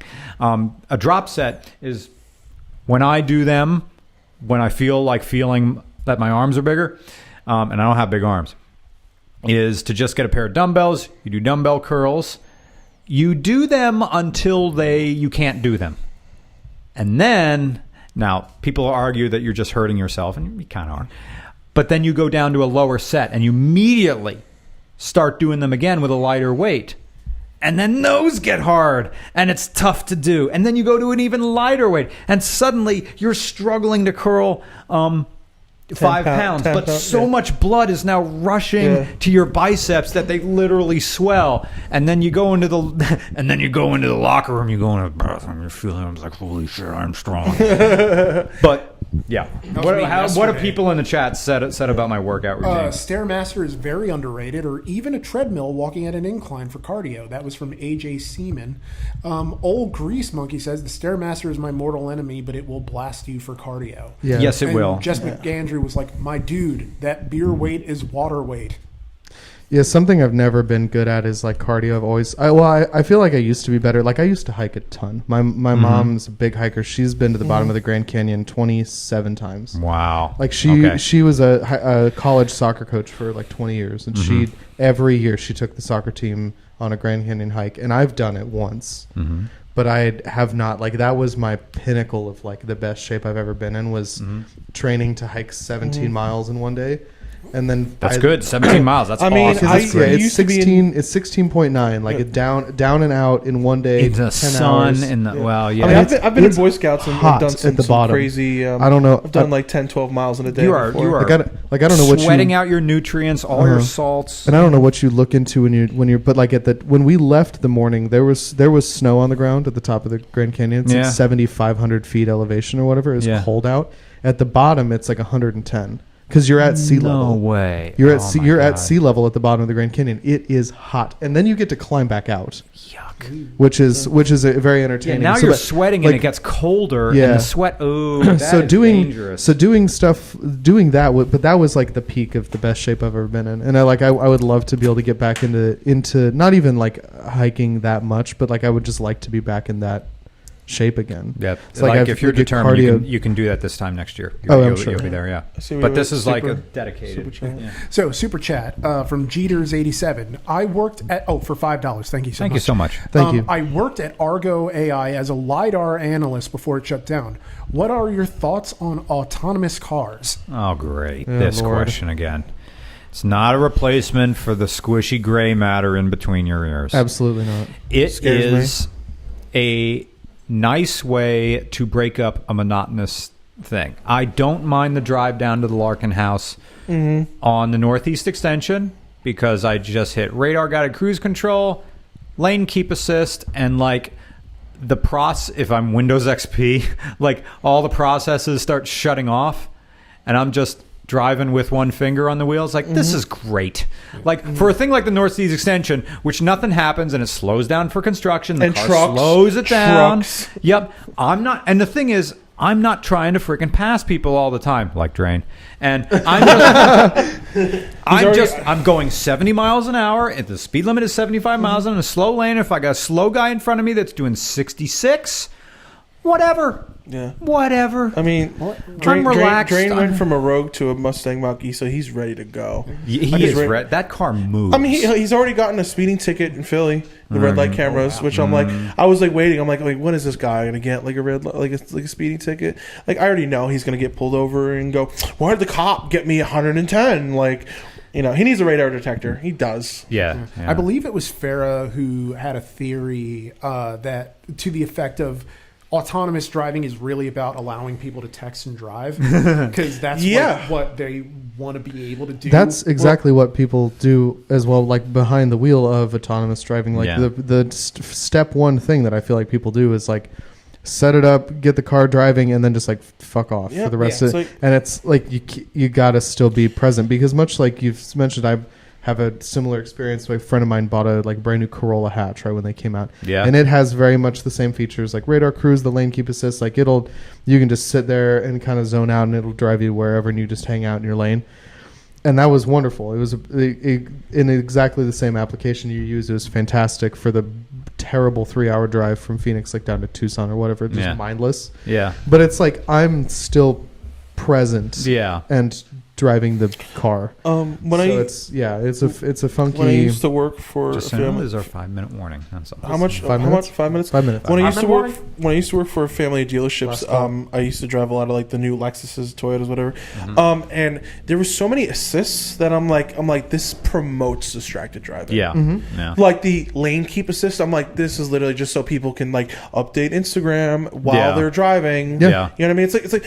Beep beep beep. Oops. Yeah. Back to Instagram, and it's like the Chevy cars, one that vibrates your ass when you like. The thing is, like there's no manual cars. There's not enough stuff that people have to do anymore to really pay attention. So it's like they're like, oh yeah, it's good for safety. I'm like, yeah, but it promotes distracted driving. You know what I mean? Remember when safety was important because if you didn't, you died. Yeah. Like that was the option is like you either drive good or you die. I hope it gets to the point where the NPCs of the world who don't like cars and would rather not drive, we can give them something that they can just zone out in. And I know some people are screaming trains. That would be wonderful. But we don't have that. Yeah. And that's a whole nother infrastructure and conversation. And people want to talk about, like the automobile focused, like infrastructure, blah, blah, blah, blah, blah, blah. It's just people, that is people. Oh my God. People on Twitter will argue about that all the time.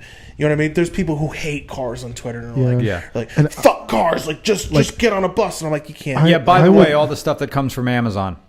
All those little Sprinter vans. Oh, okay. Yeah. Right. Yeah. There's the door-to-door stuff. And I would hate to start that argument, but like I'm such a huge public transport advocate on behalf of people who don't like driving. I would love a train that comes all the way down here that takes me to the goddamn airport. Absolutely. That would be fantastic. I would use the shit out of it, and it would make driving, like for people who enjoy driving and people who are like anxious about public transport or like don't like or just have like control issues, like whatever it might be that you want to drive. Great. It gets all of the people that aren't interested in driving off the road. Yeah. And I don't have to put my 33-year-old challenging to bring a trailer dream, in harm's way every day. Yeah. Like that would be fantastic. So from a car guy perspective, I'm like, public transport. Let's do it. Keep those, like you said, geriatrics who just want to drive a crossover off the road because they're too distracted. And like you said, it's an infrastructure nightmare because it's like the entire way that this country is planned would have to change for that to like really work because there's so many rural parts that would need to have like big train lines added. Like I have a friend in Canada who lives up near Vancouver. Vancouver has fantastic public transport. He lives in Victoria, about an hour outside of Vancouver. There's nothing. There's no bus lines out there. There's no trains. Like he's got no options for that. My So, favorite- even favorite if you genre live of near people. places that it exists, Yeah. it's still like Yeah. It's There's just a lot of it's a nothing in this challenge. country. Yeah. I People will think say it's crowded. Kind my of. favorite No. genre of people are the ones that go, "Fuck cars! Like this is so bad for the environment." How can you Okay, be let me so Grubhub heroic and $20 of Taco Bell. You know what I mean? Like, fuck cars are so bad. Okay, let me get on Grubhub and like. order. Yeah. It's like, dude, you're not helping. It's like, I'm not driving to save the environment. Okay, time to Grubhub something, Yeah. dude. Oh, let me just order this on Amazon because cars are bad. It's like, Yeah. I hate cars t-shirt and it gets delivered through like a diesel truck Yeah. from Amazon. It's like, Yeah. dude, you can't, like, it's not helping a guy. There was a comment from Plattenbow, who I believe is based out of I- Canada. Yeah, but that's I'm not me sure. and We're Kurt's we're friend. friends with him. Oh, I'm cool. familiar with Yeah, 'cause him. they Yes. mentioned autonomous cars will not be able to detect the lines on our salt-coated snowy Yeah. roads. Yeah. Which Yeah. I never considered. That was a huge problem. Not with salted roads, but Subaru's eyesight had a big problem when it was kind of new. That we had, it was kind of very quiet. But when I worked for a Subaru dealer, we had a couple cars where it happened, and the tar lines on the road from repairing cracks, the eyesight system, if the sun was coming at you, the glare would reflect off the tar line on the road, and the car would latch onto that as a lane marker and would drive people into things. Uh-oh. And then Subaru very quickly updated that and said, okay, no more of that. So, or an early eyesight stuff, when you were driving like directly into the sun and there was a glare, eyesight would just turn off Yeah. entirely. And so that is an existing problem. I feel like they've probably figured that out by now, but he makes a really good point that like if there's too much shit on the road, like you're just, Yeah. it's not, This you're not going to is see more than anything. a 5-minute warning. So, do we have any closing thoughts? I guess. Do you have any closing thoughts? We'll do. Go ahead, Nick. Currently, old Grease Monkey just says, heck, I'm fine with electric cars. My problem is EVs are a red herring, so these companies can pretend to be going green when it's actually industry that's causing all the climate change. You just realize... Oh, suddenly I care about lithium mining. Yeah, well, I wish they would promote more hybrids rather than full EVs, because especially, remember when Honda came out with the V6 hybrid Accord? No. Like, that was a performance-based hybrid car. But I wish it's like oh my god, we have the technology for awesome hybrids. Why don't we focus more on that rather than everything has to be full EV? But it's like, it sucks. My answer to that, it could be either a packaging problem or a manufacturing problem, and maybe the margins for building a hybrid is less than an EV. People Which want sucks, EVs, so 'cause you can sell more of I them. would love a performance-based hybrid car. Is that what a Porsche Taycan is? Is that a hybrid? No, the Taycan is full EV. As I far as wish- I'm aware. thinking of Like I said, something else. Honda had a V6 hybrid. It wasn't great. Like I said, Honda's hybrid technology back then wasn't great. But if they did like the Acura Integra, if they came out like, oh, this is a hybrid, performance car with a manual, I'd buy it. I'd be at the dealership like, I want this now. Thank you. Nice. And to close it out with one last super chat, Jake H. from yesterday's shoot. Oh, hey, it Jake. says, had a blast meeting you guys yesterday and seeing how the sausage is made. Let me buy you some beers. sausage. Oh, awesome. Wonderful. My pleasure. Thank you so much. Sausage Yeah, well, time. It's sausage disgusting. Next time we're in Brooklyn, or if we ever go out and do B&E with Jordan, Yeah. we'll go out for some drinks afterwards. Absolutely. All right. Thank you for watching this. Thank you to Duke for stopping by, talking about mechanic stuff. Thank you to Lance. And I am spacing. I'm so sorry. That's totally okay because we've only vaguely met Yeah. twice. So I'm Curtis officially. Curtis, Yes. Jake and Curtis for coming by. Congratulations on the safe road trip cross I'm country. Glad to be here. Thank you to everybody who donated on Super Chats. We will spend your money wisely. Thank you everybody who donates on Patreon. You're helping Regular Car Reviews to exist as a much larger channel than it is. Thank you to everybody who participates in our giveaways. You're helping us get to Australia, RCR Australia 2024. The next giveaway car is coming out on Monday, and it will conclude before Christmas. So someone's going to win a very nice Christmas present for themselves. Something very loud and rumbly and fast, and it goes sideways everywhere.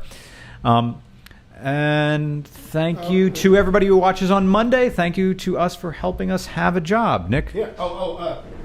Buy a Christmas song on wherever you get Christmas songs. Oh yeah, Christmas song. Spotify, Bandcamp. Amazon, iTunes, wherever, it all helps. But it's called Fairmont. It's the Regular Car Reviews Christmas song for 2022.